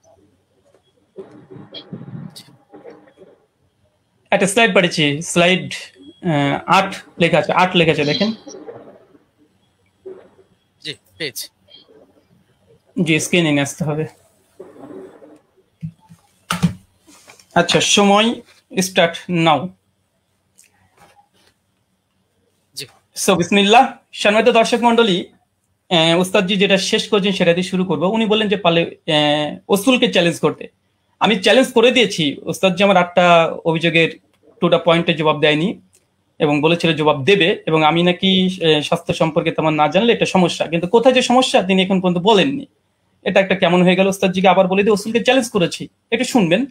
আমি আপনাকে বলেছিলাম যে হাদিস সহিহ হওয়ার জন্য ইজমাই ওসুল হচ্ছে 5খানা শর্ত লাগবে। প্রথম হচ্ছে মুত্তাসিল হওয়া, সনদের মধ্যে শক্তিশালী হওয়া, সনদের মধ্যে বিচ্ছিন্ন যেন না হয়, এবং দেখানো হয়েছে যে সনদের মধ্যে বিচ্ছিন্নতা আছে। ইয়াহিয়া সাইদ আল কাত্তান উমর বিন খাত্তাবের যুগ পান নাই। এটা হুকমান মারফু বা আপনি যতই প্রমাণ করার চেষ্টা করেন না কেন, কোনোভাবেই এটা প্রমাণ করা সম্ভব নয় যে সনদের মধ্যে ইনকিতা ঘটেনি, যেটা আমি দেবন্দি হানাফি বেল কিতাব থেকে দেখিয়েছি। 2 নম্বর বিষয়, এখানে তিনি আমাকে যে কথাটা আবার বলতে চাইলেন সেটা হাদিস সাজ হওয়া, এবং এর সঙ্গে সঙ্গে বললেন দেখেন 8 টাকাতে তারাবি যেটা দাদা রাহুল পেশ করেছেন সেটা মুয়াত্তা মালিক থেকে, আর মুয়াত্তা মালিকের সনদের রাবিদের মধ্যে কোনো সমস্যা নেই। তবে মতন নিয়ে দাদা রাহুল কোনো কথা বলেনি। অভিযোগ করে তো দেখেন, অভিযোগ করলে তো জব্দ, আপনি তো অভিযোগটা করেননি, বরং দ্বিতীয় পর্বে এসে অনেকগুলো 1 ডজন দলিল আপনি এখানে পেশ করেছেন। এটা একটা মানে কোয়ালিটি আছে, যে শেষ পর্বে একসঙ্গে অনেকগুলো দিয়ে দেবো যেন আর সময় না পাওয়া যায়, এটা আমরাও বুঝি। চলেন আপনার সেটার জবাব দিয়ে দিই। উনি বললেন যে মোহাম্মদ বিন ইউসুফ থেকে 3 জন, সাইদ বিন ইয়াজিদ থেকে টোটাল 6 জন হাদিস বর্ণনা করেছে তারাবি 20 রাকাতের টোটাল তারাবি রাকাত সংখ্যার উপরে। তার মধ্যে মোহাম্মদ বিন ইউসুফ একজন, যিনি 3 জন হাদিস বর্ণনা করেছে মোহাম্মদ বিন ইউসুফ থেকে। এক ইমাম মালিক যিনি 11 রাকাতের কথা বলেছে, যেটা আমার দলিল দেখিয়েছি। উনি বলেন মোহাম্মদ বিন ইবনে ইসাহাক উনি 13 রাকাত, আর দাউদ বিন কায়েস তিনি 21 রাকাত। অতএব এখানে ইজতিরাব ঘটেছে। বাহ, চমৎকার। উস্তাদজিকে বলবো আর একটু পড়াশোনা করতে হবে। শুধু মোহাম্মদ বিন ইউসুফ থেকে মাত্র 3 জন নয়, টোটাল ব্যবহার করেছে 8 জন হাদিস। আপনার সামনে স্ক্রিন দেখতে পাচ্ছেন। ইয়াইয়া সাইদ আল কাত্তানের মতো মুহাদ্দিস, আপনি যার কথা বলেন, উনিও ব্যবহার করেছেন। উনি মোহাম্মদ বিন ইউসুফ থেকে 11 রাকাতের কথা আদেশ করেছেন, যেটা মুসনাদ ইবনে আবি শাইবাতে রিওয়ায়াত স্পষ্ট সেই সঙ্গে প্রমাণ আছে। যদি সম্ভব হয় একটা কিলোকাল করে দেখাবেন, আমি স্ক্রিন নিয়ে আসছি। 2 ইমাম মালিক তো দেখলেন একটু আগে, ইসমাইল বিন জাফর তিনিও বর্ণনা করেছেন 4, ওসমান ইবনে যায়েদ আল লাইসি তিনিও বর্ণনা করেছেন 11 রাকাত, ইসমাইল বিন উমাইয়া তিনিও 11 রাকাত, আব্দুল আজিজ বিন মুহাম্মদ তিনিও 11 রাকাত। টোটাল মোহাম্মদ বিন ইউসুফের 8 জন শাগির্দ। পয়েন্ট টু বি নোটেড, ভালোভাবে দেখেন, গেম ঘুরে যাবে এখান থেকে। মোহাম্মদ বিন ইউসুফের টোটাল 8 জন শাগির্দ তারাবির রাকাত বর্ণনা করেছে, তার মধ্যে 5 জন বাবার বর্ণনা করছে 11 রাকাত। শুধুমাত্র মোহাম্মদ বিন ইউসুফ আর দাউদ বিন কায়েস তারা বলছে কেউ 13 রাকাত, কেউ হচ্ছে 21 রাকাত। চলেন জবাব দেখেন, মোহাম্মদ বিন ইসহাক তিনি কি বলছেন, 21 রাকাত নাকি বর্ণনা করেছে। মোহাম্মদ বিন ইসহাক কে?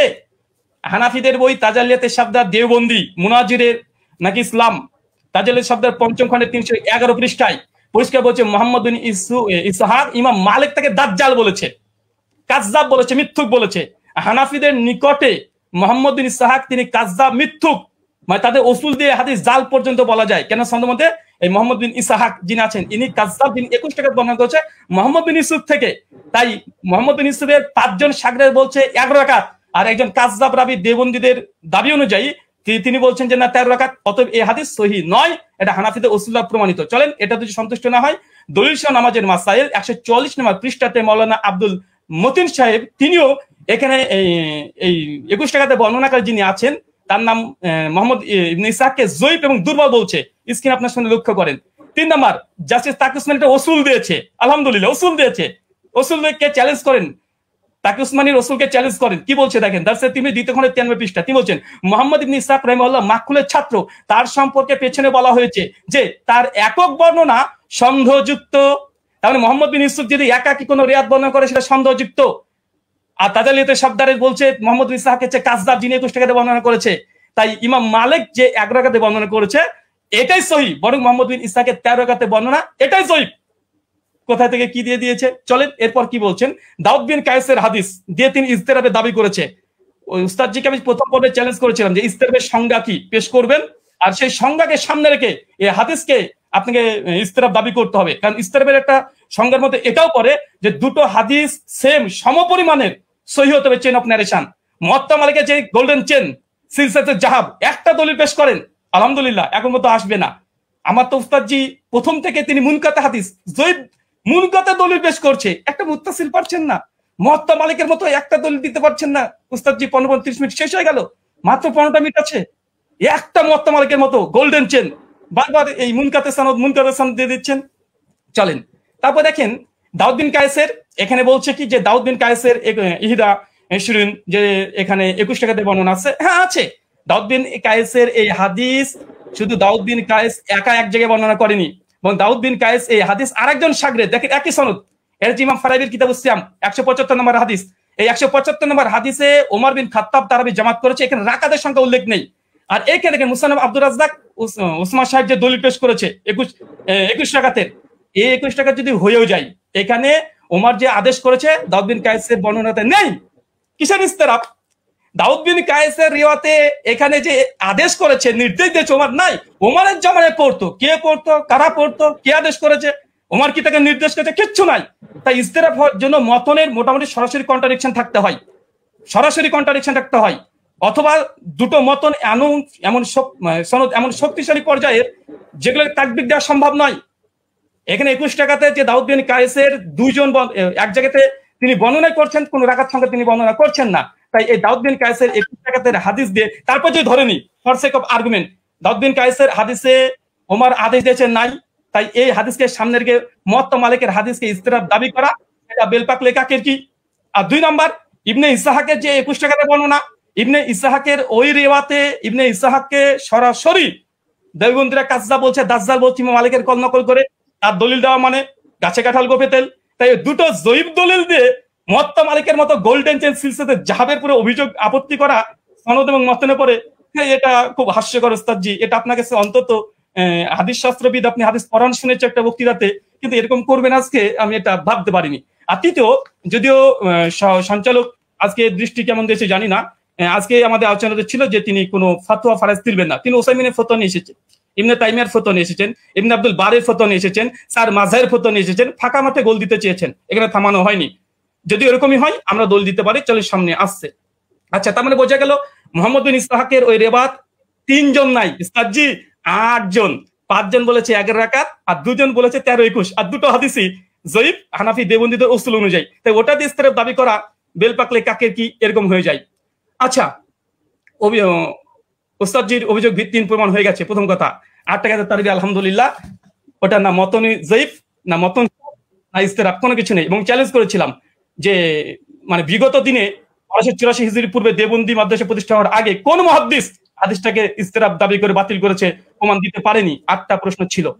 আচ্ছা, 20 রাকাত ইতিহাস বললেন, যখন 20 রাকাতের ইতিহাস, 20 প্রথমে হয়তো 11 রাকাত তারাবির আদেশ করেছিল ওমর বিন খাত্তাব, পরে হয়তো 20 রাকাত করেছে, তারপরে তিনি স্বীকার করে নিয়েছেন অর্ধেক যে ওমর বিন খাত্তাব 11 রাকাতের আদেশ করেছিলেন। আলহামদুলিল্লাহ। অনেকে বলে যে ছিলই না, কোনোদিনই ছিল না। 1984 প্রথম দাবি। দলিল নামাজের মাসালে কি বলছে দেখেন, ওমর বিন খাত্তাব 11 রাকাত তারাবির আদেশ করেছে, পরবর্তী সময় মানুষেরা 20 রাকাত পড়েছে, ওমরের আদেশে পড়েছে, দেখাতে পারবেন ইনশাআল্লাহ। দেখা দলিল নামাজের মাসালেও তো আছে, ইমাম বাইহাকির ওই কলটা নকল করেছে যেটা উস্তাদজি ওমর বিন খাত্তাব 11 রাকাতের আদেশ করেছিলেন, কিন্তু পরবর্তী সময়ে কিরাত ভারী হওয়ার কারণে তার রাকাত সংখ্যাকে বাড়িয়ে দিলেন, কিরাতকে কমিয়ে দিলেন। তো মানুষজন, জনগণ তারা ওমরের আদেশে নয়, ওমরের আদেশে নয়, কে বা কারা তারা 20 রাকাত চালু করেছিল ওমরের জামানায়, কিন্তু ওমরের আদেশে নাই। ওমরের আদেশে কত রাকাত? মালিকের 11 রাকাত, স্পষ্ট প্রমাণ। এখানে দেখেন মালিকি মাযহাবের ইমাম হাবিব মালিকি দলিল নামাজের মাসাল থেকে দেখাচ্ছে যেন একটু পুষ্টিকর বেশি হয় তথ্যগুলো। কি বলছে দেখেন, যে প্রথমে 11 রাকাতই ছিল, মানে ওমরের আদেশ 11 রাকাতই ছিল, কিন্তু তারা কিরাত লম্বা করতেন, ফলে ভারী ঠেকতো। পরে তারা রাকাত সংখ্যা বাড়ালেন, মানে ওমরের আদেশে নয়, জনগণ এমনি বাড়িয়েছে, রাকাত বাড়িয়ে দিয়েছে, কিরাত ছোট করে দিয়েছে, তাই ওটা বাতিল। তিনি বললেন যে ইমাম মালিক ছাড়া নাকি করেনি।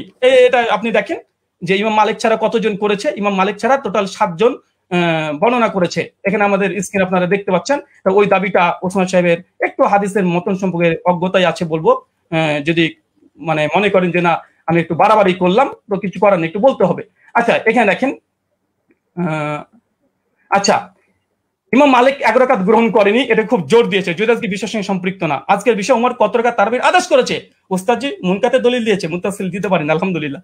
আমরা একদম chain of narration golden chain দিয়েছি। আচ্ছা, ইমাম মালিক 11 রাকাতের আদেশ করেনি, চলেন দেখেন, এটা কিতাব সালাতুত তাহাজ্জুদ, এটা আব্দুল হক আন্দলুসি রাহিমাহুল্লাহর গ্রন্থ। ইমাম মালিকের শাগরেদ ছাত্র তার বলছে, কি বলছে দেখেন, এখানে বলছে কলা শাহ বিন আব্দুল আজিজ আন মালিক, মানে ইমাম মালিকের ছাত্র, তিনি রিওয়ায়াত করছেন, কি বলছেন, আল্লাজি আখতারা বিহা, ইমাম মালিক যেটাকে গ্রহণ করেছে, এখতিয়ার করেছে, কি করেছে, বিহি নাফসি, ইমাম মালিক নিজের জন্য কত রাকাত তিনি করেছেন।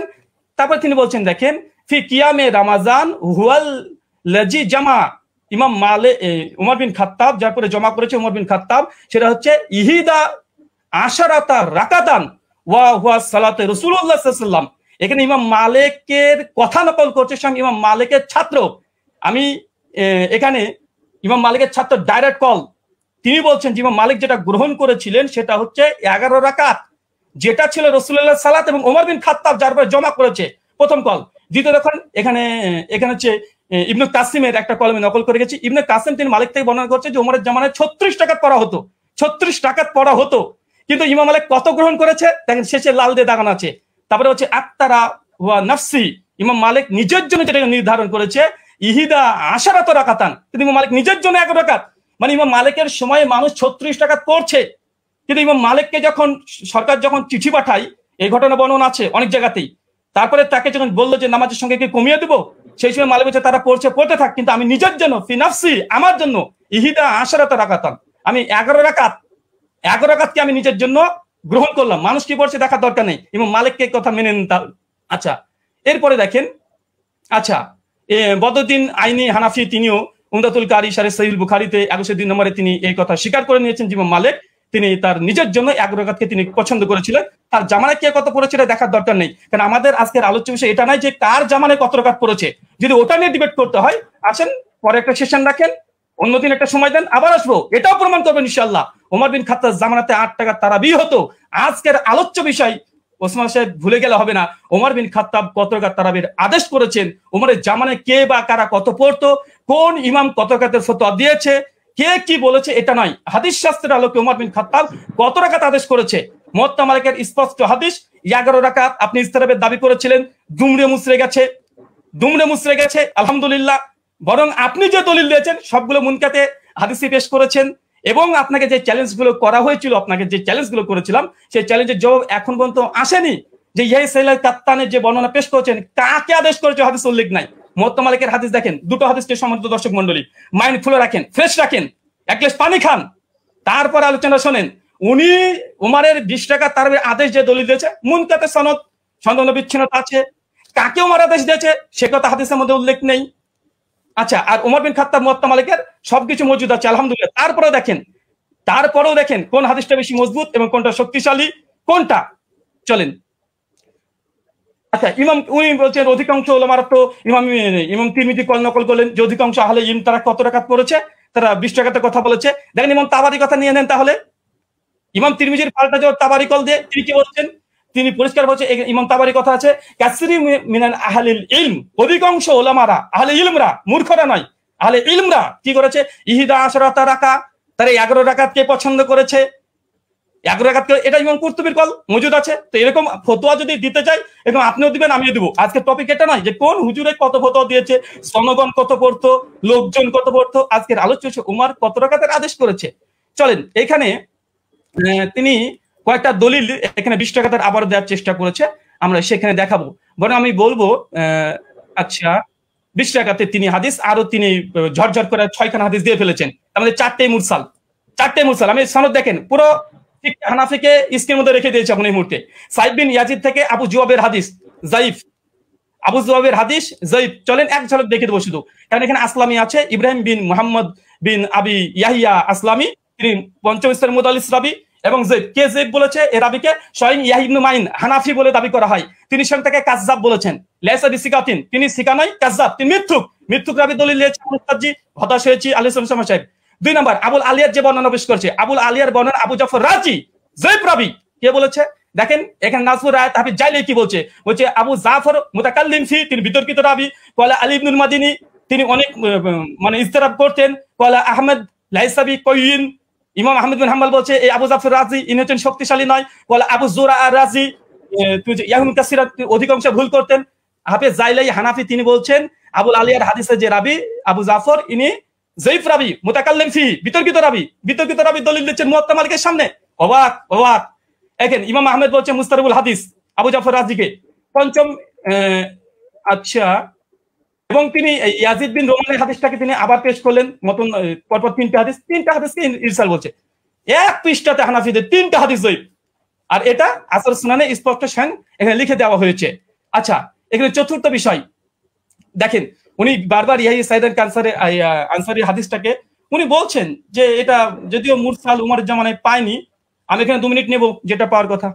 জি অবশ্যই, আপনি 2 মিনিট নেবেন। জি আচ্ছা, উস্তাদ জি শুনেন এবং শ্রোতা মণ্ডলী শুনেন, উনি যে দলিলটাকে মজবুত দলিল বানিয়েছেন, যে ইয়াহিয়া বিন সাইদ আল আনসারী এই হাদিস দেখেন, ইমাম হাজম রাহিমাহুল্লাহ তিনি বলছেন যে ইয়াহিয়া সাইদ আল আনসারী তিনি মৃত্যুবরণ করেছে ওমর বিন খাত্তাবের 25 বছর পরে। উস্তাদজি কি দিয়ে মানুষকে মানে এইভাবে যদি রিজাল্ট শাস্ত্র নিয়ে যদি আলোচনা করতে আছেন, মানুষ তো হতাশ হয়ে বাড়িতে ফিরবে। যে এমন একজন হাদিস বর্ণনা করলেন যে ওমর বিন খাত্তাবের জামানায় পেল না, এখন তো এটা প্রমাণই করতে পারলেন না, সনদ থেকে মুত্তাসিল এখন পর্যন্ত প্রমাণ করতে পারলেন না, এটা আপনার জন্য আমি। এবং উনি বলেন যে ওসুলকে নাকি চ্যালেঞ্জ করিনি, ওসুলকে চ্যালেঞ্জ করেছি। 2-4টে মুস্তালাহুল হাদিস, মানে এই গোটা আলোচনার সারমর্ম এটাই হয়ে যাচ্ছে যে এখন মুরসাল হাদিস দলিল কি দলিল না, মুরসাল হাদিস দলিল কি দলিল না। আরে যদি তর্কের খাতে ধরে নি মুরসাল হাদিস দলিল, মুওয়াত্তা মালিকের মতো গোল্ডেন চেনের সঙ্গে টেক্কা দিতে পারে, ধরেও নি ফর সেক অফ আর্গুমেন্ট, কোথায় কি আর কোথায় কি যে ধরেও নি। তারপরে দেখেন এখানে আরেকটা উনি বললেন যে ওমরের জামানাতে পড়ার কথা, যদি ওমরের জামানার কথা হয় আমরা তো দলিল দিয়ে দিতে পারবো যে ওমরের জামানাতে সাহাবীরা ইয়াহিয়া সাইদ আল কাত্তানের মতো সাহাবীরা তিনিও 11 রাকাত তারাবি পড়েছেন, এই মর্মে অনেকগুলো দলিল আমরা দেখে দিতে পারবো। আমি এক ঝলক শুধু দেখে দেবো, তিনি যেহেতু অনেক সাহাবীদের কথাও তিনি দলিল হিসেবে নিয়ে এসেছেন যে তারা কোন কোন জামানায় তারা পড়তো। আচ্ছা চলেন, আচ্ছা, এখানে ইয়াহিয়া সাইদ আল আনসারীর যে রিওয়ায়াত নিয়ে এসেছে দেখেন, আমি এখানে 4 জন এখানে রেখে দিচ্ছি, এখানে 4 জনের নাম দেখেন। আচ্ছা, ইয়াহিয়া সাইদ আল আনসারী রাহিমাহুল্লাহ তিনিও বলছেন যে ওমরের জামানায় আমরা 20 টাকার তারাবি পড়তাম। ও ইয়াহিয়া সাইদ আল কাপ্তান উনি যে দলিল দিয়েছে, আমি আরেকটা দলিল দিলাম খনন করার জন্য। উনি ইয়াহিয়া সাইদ আল কাপ্তান যে দলিল, যে এখানেও এটা হচ্ছে মুসনাদ ইবনে আবি শাইবা 7671 নম্বর হাদিস, তিনিও বলছেন যে ইহিদা আশরাতা রাকা, ওমরের জামানায় আমরা 11 রাকাত পড়তাম আলহামদুলিল্লাহ। আরেকটা দেখেন আব্দুল আজিজ ইবনে মুহাম্মদ, তিনিও বলছেন যে ওমরের জামানায় আমরা 11 রাকাত পড়তাম। শেষ হয়েছে, 2 মিনিট। শুকরিয়া, জাযাকাল্লাহ খাইরান।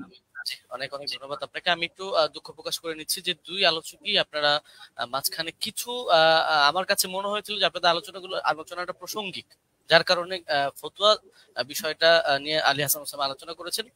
এটাকে বিপরীত করে আবার ব্রাদার রাহুল হোসেন আপনিও ইমাম মালিকের কিছু বিষয় নিয়ে আসছিলেন। আমি বলবো যে আপনারা দুজনই জেনেছেন। তো যাই হোক, আমি একেবারে আলী হাসান ওসামা আপনার খণ্ডনের শেষ পর্ব, তারপরে আপনারা আর পাচ্ছেন না। তবে হ্যাঁ, এখানে আমরা আশা করবো বা রিকোয়েস্ট থাকবে যে প্রসঙ্গিকের মধ্যে আমরা কথা বলবো। জি, শোনা যাচ্ছে আমাকে? জি, আপনাকে শোনা যাচ্ছে। আপনি বললে আমি টাইমটা স্টার্ট করে দেবো। হ্যাঁ, শুরু করেন। জি, ওকে। 9 সেকেন্ড, 10 সেকেন্ড। হামিদান ওয়া মুসাল্লিয়ান ওয়া মুসাল্লিমা আম্মা বাদ। ব্রাদার রাহুল ভাইয়ের ব্যাপারে আমি একটা হতাশা প্রকাশ করছি। এই লিখিত সাজানো গোছানো ফরম্যাট দিয়ে আমার কথাগুলো খণ্ডন করতে চাইলে সবচাইতে বড় যে ঝামেলাটা আপনি করেছেন, আমি কথা বলি 50টা আর আপনি লিখিত ফরম্যাট থেকে সেই আগে চর্বিত চর্বণ যা সাজিয়ে রেখেছেন এবং 3 বছর থেকে বয়ানও যা বলছেন ওই সেগুলোই টেনে টেনে আপনি শুধু আগের কথাগুলোই করেন, অথচ অধিকাংশ পয়েন্ট আপনি কি বোঝেনই না, না ইচ্ছাকৃত এড়িয়ে চলেন, আমি ধরতে পারি না। দ্বিতীয় বিষয় হলো, আপনি বলেন আমি ফতোয়াটা নিচ্ছি। আমি কোনো প্রসঙ্গে ফতোয়াটা নিইনি, আমি উসুল বোঝানোর জন্য উদাহরণ দিয়েছি। ইমাম তিরমিজি রাহিমাহুল্লাহ কি মত দিয়েছেন, আলেমরা কি মত গ্রহণ করেছেন সেটা তো আমি বলিনি। আমি তো দেখিয়েছি ইমাম তিরমিজি এই বক্তব্যটা বলেছেন যে রুয়ান ওমর থেকে বর্ণিত হয়েছে 20 রাকাতের কথা, এই প্রসঙ্গে এনেছি। আপনি কথা না বুঝেই সেই লিখিত ফরম্যাটে খণ্ডন করতে গেলে এটা ভুল করবেন, শুধু আবেগী কথা দিয়ে তো হবে না। আর শুধু জুবায়ের আলী জাই, নাসিরউদ্দিন আলবানী রাহিমাহুল্লাহ ওনাদের শুধু হাওয়ালাগুলো থেকেই ওই কপি পেস্ট করে আপনি একটা ফরম্যাট সাজিয়ে রাখলে সব কথা খণ্ডন করতে পারবেন না। এখন আপনি বারবার বলছেন যে আপনি একটা সনদ দেখান যেটা ইনকেতা নাই। আরে ভাই, আপনি তো উসুলের আলোকে কথায় আসবেন। আপনি তো, আমি যে উসুলগুলো শুনালাম ইতিমধ্যে 8-10টা উসুল শোনানো হয়ে গেছে, আপনি উসুলেরই কোনো ধার ধারছেন না। আপনি মুরসাল নিয়ে শুধু মুকাদ্দিমায়ে মুসলিম থেকে একটা হাওয়ালা দিয়ে দিলেন, ব্যাস শেষ। যেন মুরসাল নিয়ে পৃথিবীতে আর কেউ কখনো কিছু বলেই নেই। তো যাই হোক, আমি এগুলোতে আসবো। আমি প্রথম শুরু করি, আপনি দাউদ বিন কায়েসের যেই বক্তব্যটা দিলেন যে দাউদ বিন কায়েসের এই বক্তব্যের মধ্যে এখানে আদেশের কোনো কথা নেই। আসলে আপনি আরবি কতটুকু পারেন আমি জানি না, আপনি আরবি মতনগুলো পড়েননি, আজকে ইচ্ছাকৃত কিনা আমি জানি না, যে মতনের ভুল থেকে বাঁচার জন্য কিনা, হতে পারে, হলে হতে পারে, অন্য হিকমত থাকতে পারে, সময় বাঁচানোর ব্যাপারে হতে পারে। আপনি এই বাক্যটার অনুবাদটা করে দিয়েন আমাকে, যে দাউদ বিন কায়েসের রিওয়ায়াতের মধ্যে যে আছে যে আন্না উমর জামা الناس في رمضان على ابي بن كعب وعلى تميم الداري على 21 রাকাতান। এই জামাআর সাথে আলা অব্যয় যোগে যখন বলা হয় জামা উমারু, ওমর মানুষকে জমা করেছেন কোন ব্যাপারে, আলা 21 রাকাতান 21 রাকাতের ব্যাপারে, তখন এর দ্বারা কি বোঝায় যে ওমর আদেশ করেন নাই, ওমর কিছু বলে নাই, তারা নিজেদের থেকে পড়ে নিয়েছেন। এই অনুবাদটা এটা কোন ডিকশনারির আলোকে করলেন পৃথিবীতে? এটা কি মেড ইন ইন্ডিয়া না মেড ইন বাংলাদেশ? এটা আমাকে অনুগ্রহ করে আপনি দেখাবেন। আর আপনি বললেন যে 8 জন বর্ণনা করেছেন, শুধু ওই 3 জনই না। আমি তো 3 জন প্রসঙ্গ আর 8 জন প্রসঙ্গে বলিনি। আমি তো কথাটা বলেছি এই প্রসঙ্গে যে ওনাদের বর্ণনাগুলোর মধ্যে ভিন্নতা আছে, ইস্তেরাব আছে, এই প্রসঙ্গে আমি কথাটা টেনেছি। আপনি মোহাম্মদ বিন ইসহাককে টানলেন এবং তাকে নিয়ে বড় করে কথা বললেন, অথচ মোহাম্মদ বিন ইসহাকটা আমি সিরেফ মনে হয় 5 সেকেন্ড একটা বাক্য হিসেবে উদাহরণ হিসেবে দেখিয়েছি। আমি মূল আপনাকে সাংঘর্ষিক দাঁড় করিয়েছি দাউদ বিন কায়েসকে। দাউদ বিন কায়েসের এই সনদটাকে আপনার পক্ষে সম্ভব না এটাকে জয়ীফ বলে প্রমাণ করা, এটা সুনিশ্চিত ভাবে। আর আপনি শুধু এটা বারবার বলছিলেন যেখানে আদেশ কথা নাই, আদেশ কথা নাই। আপনি একই রকম কথার মধ্যে দেখেন না যে ইস্তেরাব আছে কিনা। আরে ভাই, এখানে তো আপনার এই জিনিসটা বুঝতে হবে যে ওনার থেকে যারা বর্ণনা করেছে কারো বর্ণনার সাথে কারো বর্ণনা মিল নেই। এক জায়গায় আদেশের কথা আছে, আরেক জায়গায় আদেশের কথা নেই। এক জায়গায় আমলের কথা আছে, আরেক জায়গায় আবার আমলের কথা নেই, শুধু আদেশের কথা। এখন আদেশ নিয়ে আপনি 8টা কেন, আদেশ নিয়ে শুধু দুটোই দেখতে পারবেন। ইমাম মালিকের যে সনদটা আনলেন সেখানে ইমাম মালিক রহমতুল্লাহ আলাইহি তার সনদের মধ্যে আছে যে তিনি আদেশ দিয়েছেন, আর দাউদ বিন কায়েসের মধ্যে আছে যে আদেশ দিয়েছেন। কিন্তু এখন দাউদ বিন কায়েসের এই সনদের মধ্যে জামা আলা এটা যোগ করলে অর্থ এটাই দাঁড়ায় যে ওমর মানুষকে 21 রাকাতের ব্যাপারে একত্রিত করেছেন। তাহলে এটা কিভাবে সম্ভব যে একই হাদিসের মধ্যে এক জায়গায় বলা হচ্ছে 21 রাকাত, আরেক জায়গায় বলা হচ্ছে 11 রাকাত। যদি হাদিস ভিন্ন ভিন্ন হতো, ভিন্ন ভিন্ন বর্ণনাকারী থেকে, আমরা তাহলে ধরতাম না এটা জামানার ভিন্নতা, লেকিন এরকম তো কোনো ব্যাপার ঘটেনি। তো সুতরাং এটা গায়ে পড়ে করা হয় না। আর সাত বর্ণনা কাকে বলে? দাউদ বিন কায়েসকে আপনি কোন পর্যায়ে দাঁড় করিয়ে আপনি সাজ এখানে বলবেন, বা আপনি এটাকে ওইটার সাথে সাংঘর্ষিক করবেন? যদি এক রেওয়ায়েতের মধ্যে সংখ্যা কম পাই আর এক রেওয়ায়েতের মধ্যে সংখ্যা বেশি পাই, তাহলে সেই ক্ষেত্রে কি হুকুম আছে? এটা তো আপনার ফতোয়ার আলোকেই করতে হবে, আপনি তো মন গড়া একটা বললে হবে না। আর কিছু কথা তো আপনি বলেছেন একদম মানে সনদ ছাড়া, যেগুলোর কোনো সনদই নেই। আপনি ইমাম মালিকের একটা ফতোয়া আনলেন, হলো তার এক শাগরেদ বলেছেন, তার শাগরেদ থেকে কি আপনি শুনেছেন না কিতাবের লেখক ডাইরেক্ট শুনেছে? মাঝখানে সনদগুলো গেল কোথায়? আর আপনি মাযহাব নিয়ে কথা বলতে চাইলে মাযহাবের ব্যাপারে মূলনীতিগুলো তো আপনার জানা থাকা দরকার। ধরেন মালিকি মাযহাব নিয়ে আমি 100টা মত পেলাম, তাহলে আমি কোন মতটা চূড়ান্ত ধরবো? এখন ইমাম মালিক থেকে একটা বিশুদ্ধ মত দেখাতে পারবেন না যে ইমাম মালিক রাহমাতুল্লাহ আলাইহি কোথাও আত্রাগাতের মতামত দিয়েছেন।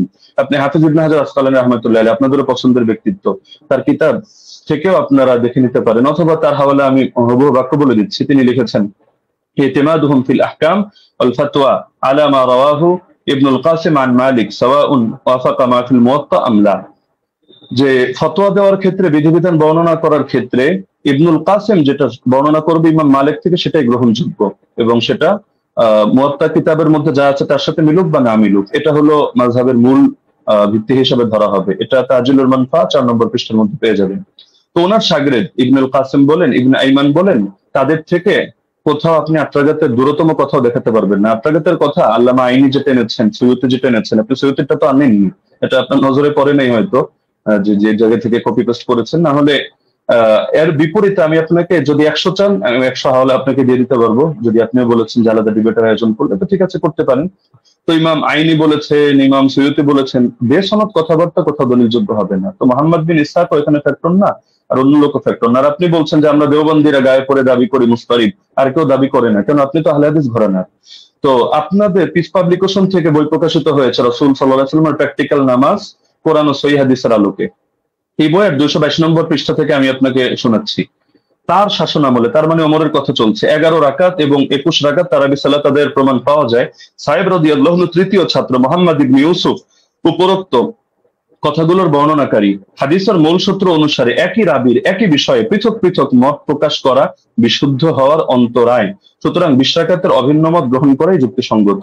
তাহলে ইস্তিরাবের কথা, ইখতিলাফের কথা কি আমরা টানলাম, নাকি আপনাদের লোকেরাও এটা টেনেছে? এটা তো আপনাদের স্পষ্টভাবে দেখা দরকার।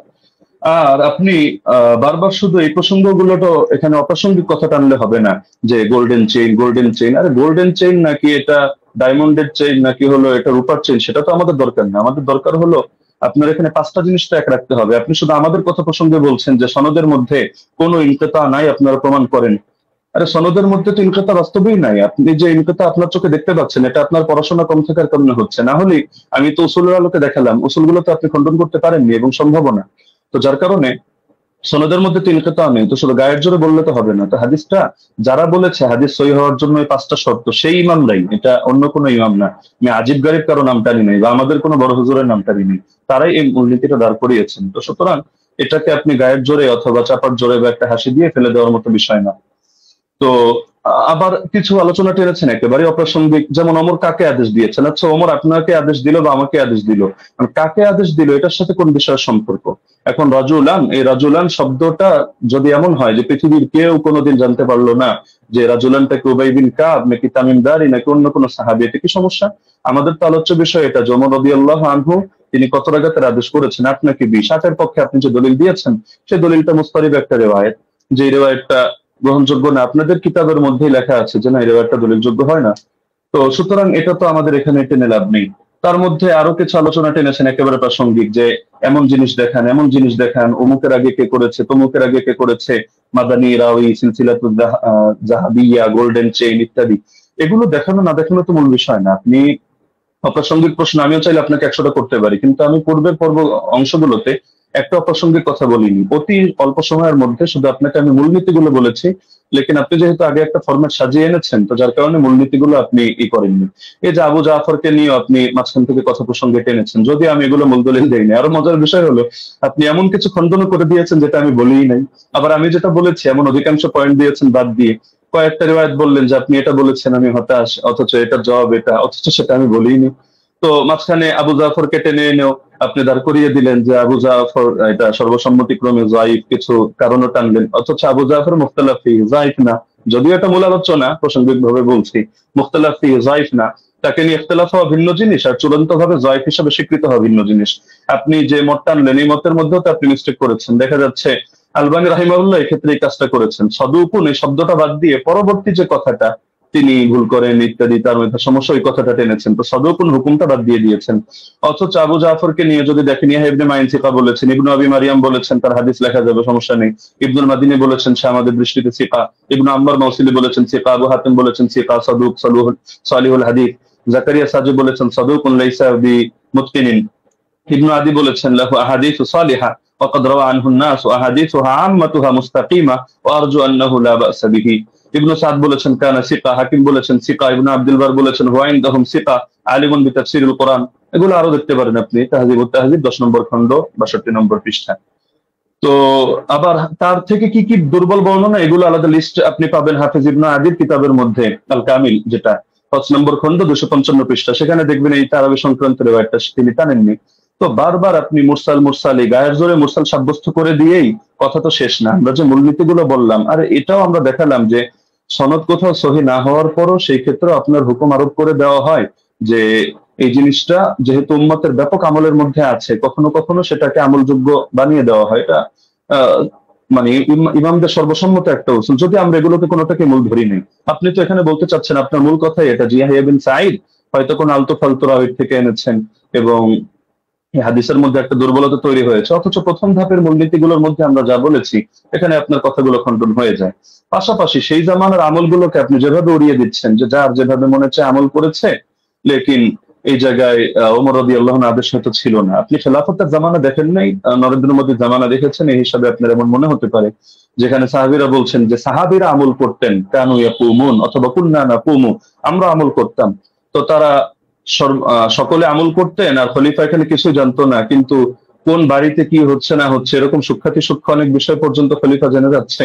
এটা তো অদ্ভুত ব্যাপার। খেলাফতের জামানার ব্যাপারেও যে বেদাত ওমরের জামানায় চলছে, যে ওমর একেবারে হুদাইবিয়ার সন্ধি হলো যে গাছের নিচে সেই গাছ কেটে দিয়ে আসছে, হাজরে আসর চুমু খাওয়ার সময় পর্যন্ত ক্লিয়ার ভাবে বলছে যে আমি এই আকীদা পোষণ করি না তুমি কারো ক্ষতি করতে পারো, উপকার করতে পারো, বরং আমি এজন্য করছি তোমার গায়ে চুমু খাচ্ছি যে আল্লাহ রাসূল সাল্লাল্লাহু আলাইহি ওয়াসাল্লাম চুমু খেয়েছেন এই কারণে। তো আপনি যে কথাগুলো বললেন একটা নতুন কথা আসলে আমি পাইনি। এগুলো হাফেজ জুবাইর আলী জাহিদ কিতাব যদি কেউ পড়ে বা শাইখ আলবানী সালাতুত তারাবি পড়ে অথবা আপনার আব্দুর রহমান মোবারকপুরি সাহেবের কিতাবগুলো পড়ে, ব্যাস ওই যা বলেছে আপনিও ঘুরে ফিরে সেই কথাগুলোই বলেছেন। বাকি মজার একটা বিষয় হলো আমি এমন অনেক উসুল টেনেছি যেটা হয়তো আপনার কমন পড়ে নাই, তো যার কারণে আপনি এই জিনিসগুলোকে পুরো স্কিপ করে চলে যাচ্ছেন।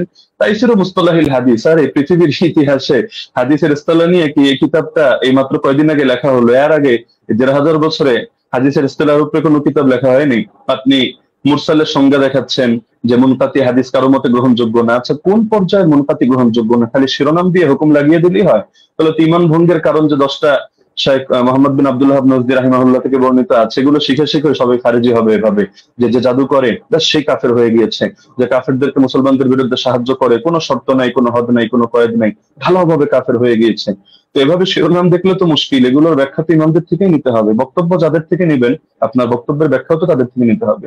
আর আপনি বললেন যে আমি কথা প্রসঙ্গে মেনে নিয়েছি যে ওমর রাদিয়াল্লাহু তাআলা আনহু তিনি শুরুতে 11 রাকাতের আদেশ দিয়েছিলেন। এটাও তো আমি আমার বাক্যগুলোকে খেয়াল করেন না, নাকি বোঝেন না, আমি ধরতে পারি না, নাকি আপনি পয়েন্টগুলো নোট মানে লিখে না রাখার কারণে এমন ঝামেলা হচ্ছে সেটাও বুঝতে পারি না। যে দেখা যাচ্ছে যে এটা তো আমি বলেছি তর্কের খাতিরে যদি মানে অনেক কথা আমি দুই ভাবে জবাব দিয়েছি, জবাব ইলজামি, জবাব তাসলিমি, ইলমি উসুলের আলোকে। তো দুই ভাবে জবাব দেওয়ার কারণে আপনি আগের পরের কথা বাদ দিয়ে মাঝখান থেকে একটা অংশ টান দিলে তো হবে না। আর কোন মুনকাতি, কোন মুরসাল, কোন ক্ষেত্রে কি হুকুমে যাবে এটা তো আপনাকে শাস্ত্রীয় আলোকে বুঝতে হবে। আপনি যে কোনো জিনিস শুধু একটা ব্যাস গোল্ডেন চেইন, মাদানী রাউই অথবা বুখারী মুসলিমের শর্তে উন্নীত ইত্যাদি ইত্যাদি একটা বলে দিলেন ব্যাস হয়ে গেল, বিষয়টা এমন না। যেহেতু আলোচনা আমাদের শাস্ত্রীয় বিষয়, এটা কোনো মাযহাবী তাকলিদি বিষয় না যে মুখোমুখি রেফারেন্সে আমাদের কথা বলতে হবে।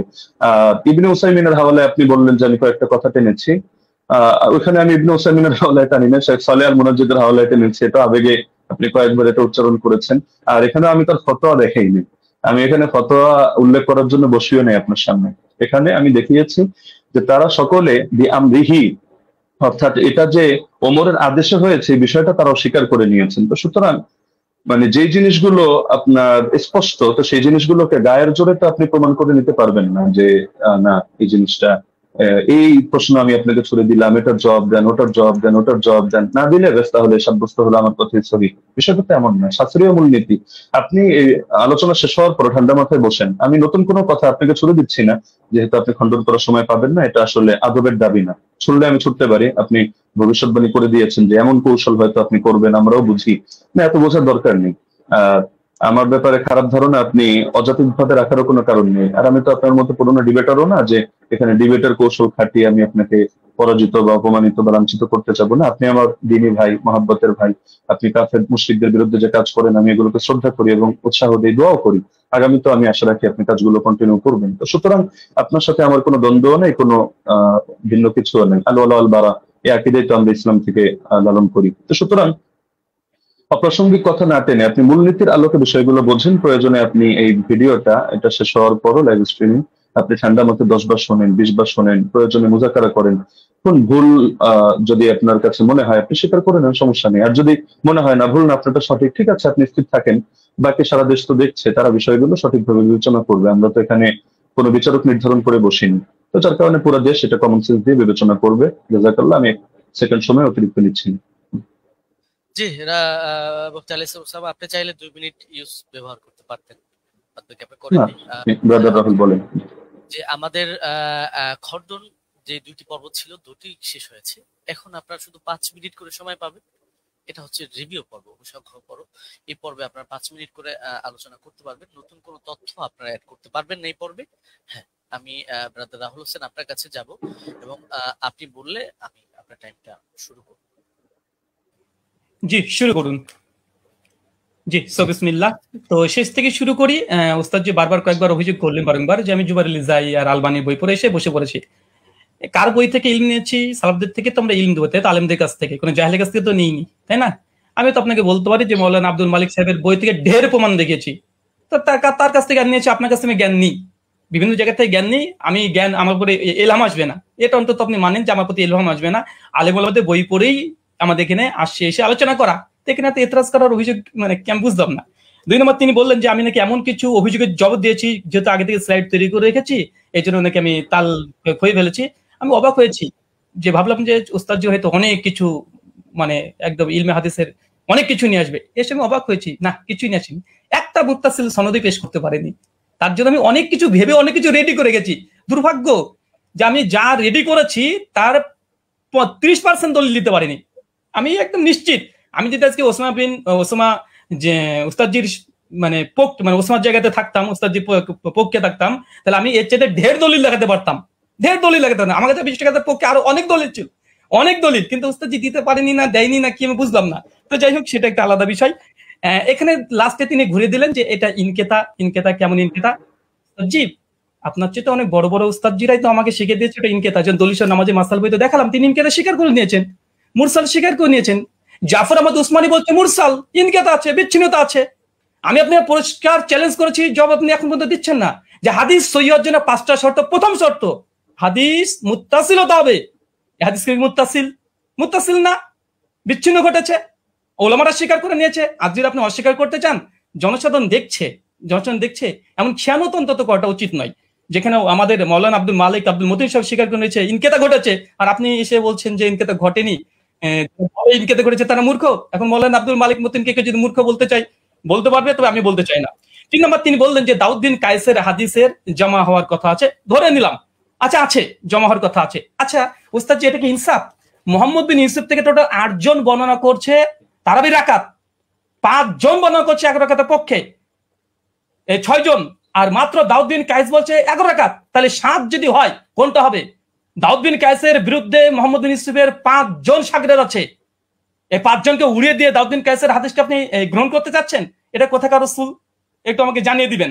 আর 2, দাউদ বিন কায়েসের আমি আরেকটা অংশ বলেছি, ওটা আপনি হয়তো হজম করতে পারেননি, কারণ এই দলিলটা নতুন আপনার কাছে, বুঝতে পারেননি। আমি বলেছিলাম যে দাউদ বিন কায়েস তিনি আরেকজন তার ছাত্রের কাছে ইমাম ফারাবি কিতাব সিয়াম থেকে দলিল দিয়েছি, যে তিনি বলেছেন উমর রমজান মাসে তারাবির জামাত শুরু করেছে, কত রাকাত উল্লেখ নেই, এবং মুসান্নাফ আব্দুর রাজ্জাক ওই সনদেই ওখানে আছে দাউদ বিন কাইস ও গায়রহু, এবং আরেকজন বর্ণনা করছে। কে বর্ণনা করছে উল্লেখ নেই এখানে। দাউদ বিন কায়েস রাহিমাহুল্লাহ তিনি অন্য ছাত্রকে বলছে, কোন রাকাতের কথা উল্লেখ করেনি। তাই যদি সাজ হতে হয় 21 টাকাতে বর্ণনা সাজ, কেন দাউদ বিন কায়েসের বিরুদ্ধে 5 জন 1 রাকাত বর্ণনা করেছে। ইয়াইয়া সাইদ আল কাত্তানের মতো রাবি আছে, কাকে চাই আর কে দরকার? আর ইয়াইয়া সাইদ কাত্তান এর মতন ব্যক্তি আছে, তারপর অন্য কাউকে দরকার? 5 জন। তাই দাউদ বিন কায়েসের হাদিসই জয়ীফ হবে, সাজ হবে মোহাম্মদ বিন ইউসুফ থেকে, বাকি 5 জনের হাদিস কোনোভাবেই না দাউদ বিন কায়েসের হাদিস। অতএব মানে এই হাদিসে এসে সাজ হওয়ার কারণে জয়ীফ।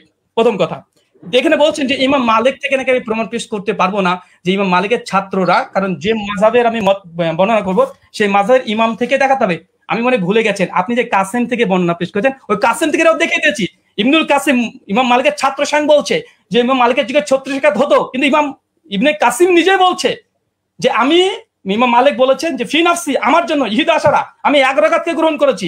মানুষ কি পড়ছে ইমাম মালিকের জামানায়। ইমাম মালিক কত গ্রহণ করেছে? কত? তিনি 1 রাকাত। আমি আপনাকে 2-3টে প্রমাণ দেখেছি। বদরুদ্দিন আইনের কথা বলেছেন, বলছে সনদবিহীন। সনদবিহীনের কথা যদি আসে গোটা ফিকে হানাফিকে ডিস্ট্রাই করে দেওয়া যায়, অন্তত এরকম সে বেনসাফি করবেন না। আর এখানে আরেকটা বিষয় যে উনি বললেন যে আমি আবু জাফর রাজিকে নিয়ে কিছু কথা বলেছি, উনি নাকি দলিল পেশি করেনি। ওস্তাদ যে একটু মাঝে মধ্যে পানি খাবেন, তাহলে একটু স্মৃতিটা একটু ভালো থাকবে। আপনি বলে দিয়েছেন ঝুলে, মনে নেই? আপনি বলেছেন আবুল আলিয়ার হাদিস আছে। আবুল আলিয়ার হাদিসের রাবি কে? আবুল আলিয়ার হাদিস মুক্তারা আল মুক্তারা আল হাদিস মুক্তারার মধ্যে আবু জাফর রাজি আছে। দেখো যে মাঝে মধ্যে একটু পানি খাবেন। আপনারা হয়তো অনেক পড়াশোনা করেন, মাঝে মধ্যে অনেক কিছু আছে দিয়ে মানে কি বলছি কি বলছে হয়তো এগুলো শুনতে পাচ্ছেন না। তো সর্বোপরি কথা হচ্ছে এটা মুয়াত্তা মালিকের যে হাদিস আলহামদুলিল্লাহ গোল্ডেন চেন, এবং মতনের উপরে যে অভিযোগ করেছিলেন যে দাউদ বিন কায়েস এখানে জয়ীফ, দাউদ বিন কায়েসের হাদিসে সাজ, ইমাম মালিক মুয়াত্তা মালিকের হাদিসের পক্ষে 7 জন আর হাদিস বর্ণনা করছে আলহামদুলিল্লাহ। আর 2 নম্বর, ওস্তাদজি যতগুলো দলিল দিয়েছে সব সনদে ইনকিতা আছে। উনি এটাকে যতই জোর করে প্রমাণ করার চেষ্টা করুক যেটা ইনকিতা সনদ গ্রহণযোগ্য, আমিও প্রমাণ করে 4 জন মুহাদ্দিস কথা নকল করেছি। ইনকিতা মুরসাল হাদিস জয়ীফাই 200 নামাজের মাসালেও আছে, সে মুসলিমও আছে আলহামদুলিল্লাহ। 5 মিনিট আমি আলী হাসান ওসামা আপনার কাছে যাব এবং আপনি 5 মিনিট সময় পাবেন। এখানে নতুন কোনো তথ্য আপনি অ্যাড করতে পারবেন। জি, শুনতে পাচ্ছেন? আপনি বললে আমি টাইমটা শুরু করব। জি, শুরু করুন। 10 সেকেন্ড। হামিদান ওয়া মুসাল্লিয়ান ওয়া মুসাল্লিমা ওয়া বাদ। ব্রাদার রাহুল কিছু কথা বললেন যেটা আপনাদের মূলনীতির বাইরে ছিল। এটা তিনি বহুতবারই দিয়েছেন, আমি এটা গুলো এড়িয়ে দিয়েছি। লাস্টের পর্যায়ে আমি বলি যে তিনি বললেন যে আমার জায়গায় থাকলে আরো দলিলের ভান্ডার খুলে দিতেন। দলিলের ভান্ডার খোলার প্রয়োজন নেই তো। আমার সামনে যে নোট আছে আমি তো ঘোষণা দিয়েছি, দেখেছেন যে আমি বিষয়ে কিতাব রচনা করছি, শীঘ্রই বের হবে। তো সুতরাং দলিলের ভান্ডার নামিয়ে বসলে তো আর কিতাবের ঘোষণা অগ্রিম দেওয়ার কথা না, কিন্তু সবগুলো দেওয়ার কোনো প্রয়োজনই মনে হয় না, কিছু জিনিসের রুচি হয়নি। আপনি যেমন একটাকে টেনে আরেকটার সাথে নিয়ে দাঁড় করিয়ে দিচ্ছেন। আপনি বলছেন যে 8 জন বর্ণনা করেছে, আমি কেন শুধু দাউদ বিন কায়েস আর মোহাম্মদ বিন ইউসুফের কথা আমি কেন টানছি বারবার, যেটা শাগিরদের মধ্যে টেনেছি এই কারণে আমি বলেছি বাকি কোনোটার মধ্যে আপনি 8 জন না আপনি 100 জন দেখেন, কোনোটার মধ্যে আদেশের কথাই নেই। আপনি তো মূল পয়েন্টটি টেনেছেন এটা, বা আমাদের আলোচ্য শিরোনামই এটা যে ওমর রাদিয়াল্লাহু আনহু কত রাকাত তারাবির আদেশ করেছেন। আপনি পানি তো অনেকবার খেয়েছেন, আরো খাবেন সামনেও। পানি খাওয়া হয়ে শেষ করে আপনি মজলিস শেষ করে আপনি প্রয়োজনে দেখেন যে ইয়াহিয়া বিন সাঈদ কাত্তানের মতো ব্যক্তি বারবার যে বলছেন, বা আব্দুল আজিজ বিন মোহাম্মদ দারাওয়ারদির কথা বলবেন, যাদের কথা আপনি বলেন তাদের রিওয়ায়াতগুলোর মধ্যে আদেশ করেছেন এই শব্দটা আছে কিনা। আচ্ছা, দাউদ বিন কায়েসকে আমি এজন্য দাঁড় করিয়েছি যে এখানের কথার অর্থ আর আপনি যেই সনদটা টেনেছেন ইমাম মালিকের, সেই কথার অর্থ হলো সেম। আর এই যে সনদটা ইমাম মালিকের সনদে যে কথাটা আপনি টেনেছেন, এটা বিভিন্ন কিতাবে আসলেও কিন্তু কারোর সাথে কারো তো মিল নেই। মূল কথা তো এটাই রেওয়ায়েতের, যদিও অনেকজন রেওয়ায়েত করেছেন, কিন্তু শুধু এই আদেশ আর নিষেধ অথবা রাকাতের বিষয়টা নিয়ে সমস্যা এমন তো না, প্রচুর ভিন্নতা। এক জায়গায় দেখা যায় উবাই বিন কাব তামিমদারির নাম আছে, আরেক জায়গায় নাই। আরেক জায়গায় হলো শুধু আদেশ করেছেন এই কথাটা আছে, কিন্তু আমল কি ছিল তাদের, আদৌ কি তারা এটা আমল করেছেন না সিদ্ধান্ত চেঞ্জ করেছেন সেটার কথা নাই। আরেক জায়গায় দেখে যে শুধু আমলের কথা আছে, আদেশ আদৌ করেছেন কিনা এটার কথাই নাই। তার মধ্যে আপনি বললেন যে আবুল আলিয়া এটা কোন সনদের মধ্যে আছে, যে আমি উবাই বিন কাব প্রসঙ্গে যে কথা টানলাম ওটার মধ্যে আছে। এটা তো আমরা তারাবির 20 রাকাতের আলোচনার মধ্যে কথা টানিনি। এটা তো আমরা দেখিয়েছি যে আপনার ওই মূলনীতি বোঝানোর জন্য যে আমল যদি খেলাফ হয় তার বর্ণনা, তাহলে সেই ক্ষেত্রে হাদিসের দুর্বলতা সাব্যস্ত হয়। ওইটা বোঝাতে গিয়ে যে সাহেব বিন ইয়াজিদের আমলও খেলাফ, ইমাম মালিকের আমলও খেলাফ, একইভাবে আপনার উবাই বিন কাবের আমলও খেলাফ। উবাই বিন কাবের আমল কিভাবে খেলাফ এটা বোঝাতে গিয়ে 3টা দলিল দিয়েছে, এর মধ্যে আপনার এই পয়েন্টটা আছে। আর আপনি বারবার শুধু টানছেন যে মুনকাতি মুনকাতি মুনকাতি। আপনি শুধু একটা শব্দ শিখলেই তো কাজটা শেষ নয়, আর হুকুমটা তো আপনার ইমামদের থেকে নিতে হবে, শাস্ত্রের আলোকে নিতে হবে। তো আপনি শাস্ত্রের আলোকে না নিয়ে আপনি শুধু নিজের গায়ের জোরে কথা একটা বললে তো হবে না। আপনি আব্দুল রহিম সাহেবের থেকে এলেম নেবেন নেন, আব্দুল মতিন সাহেবের থেকে এলেম নেবেন নেন। আপনি বলছেন যে ওনারাও মেনে নিয়েছেন মুনকাতি। আমি তো বললাম যে যেই নিমাউই রাসারুস সুনানের হাওয়ালা দিলেন, যে স্ক্রিনশট দিলেন, এখানেই দেখা যাচ্ছে ইমাম নিমাউই 2টা কথা বলেছেন। তা আপনি কি বলবেন যে নিমাউই এক পাগল, আগের লাইনে বলে এক কথা, পরের লাইনে বলে আরেক কথা? আগের লাইনে বলে আসছে মুরসাল, পরের লাইনে বললো যে না, এগুলোকে মুরসাল ধরা হয় না, মুত্তাসিল ধরা হয়। তো বলেন ইমাম নিমাউই একটা পাগল যে তিনি আসারুস সুনান এই কিতাবের মধ্যে মূর্খতার পরিচয় দিয়েছেন? না, এখানে আপনাকে বুঝতে হবে যে আমি এই শব্দ বলেছি, একটা জাহেরি বিবেচনা, একটা হলো হাকিকি বিবেচনা। এই পার্থক্যগুলো না বুঝে আপনি আলোচনার মধ্যে তো এভাবে বসলে তো মুশকিল। এজন্যই অনেকে নিষিদ্ধ করেছে যে আসলে শাস্ত্রের আলোচনা যেহেতু, শাস্ত্রজ্ঞ ব্যক্তি ছাড়া এটা বলাও মুশকিল, বোঝানো মুশকিল। তো আমি আলোচনাটা আসলে শুধু ব্যক্তি আপনার জন্য করেছি এমন না, বরঞ্চ এটা সারা দেশের জন্য আলোচনা করা। যদি আমরা জানি যারা দলান্ধ, উভয় পক্ষে, আমি আপনাকে ইন্ডিকেট করে কোনো খারাপ কিছু মিন করছি না, দলান্ধরা কখনো তাদের মাসলাক পরিবর্তন করে না। এটা জিবরিল আমিন যদি নাজিল হয়ে বলে তাও করবে না, এটাই দুনিয়ার আমাদের স্বাভাবিক অভিজ্ঞতা।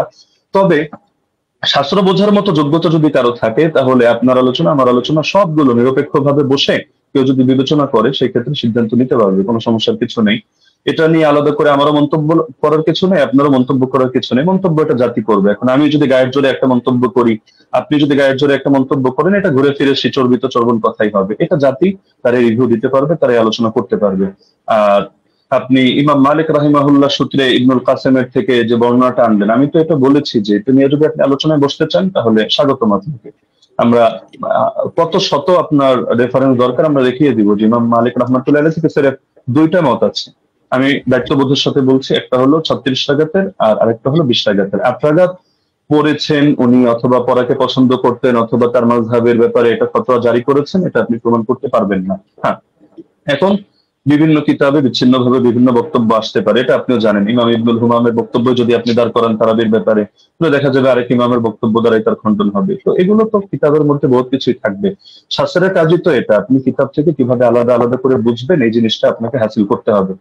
আর আপনি যে কথাটা বললেন মুরসালের হুকুমটা সহিহ মুসলিম থেকে, যেহেতু সময় প্রায় শেষ, আমি এটা বলার সুযোগ নেই, আমি আপনাকে রেফারেন্সটা দিয়ে দিচ্ছি। শারহ ইলাল তিরমিজি 1 নম্বর খণ্ড 543 পৃষ্ঠা থেকে আপনি এটা দেখে নেবেন যে আসলে এই মুরসালকে ঢালাও ভাবে অগ্রহণযোগ্য কিনা। না, অগ্রহণযোগ্য না, এই কথাটা একটা বেদাতি কথা।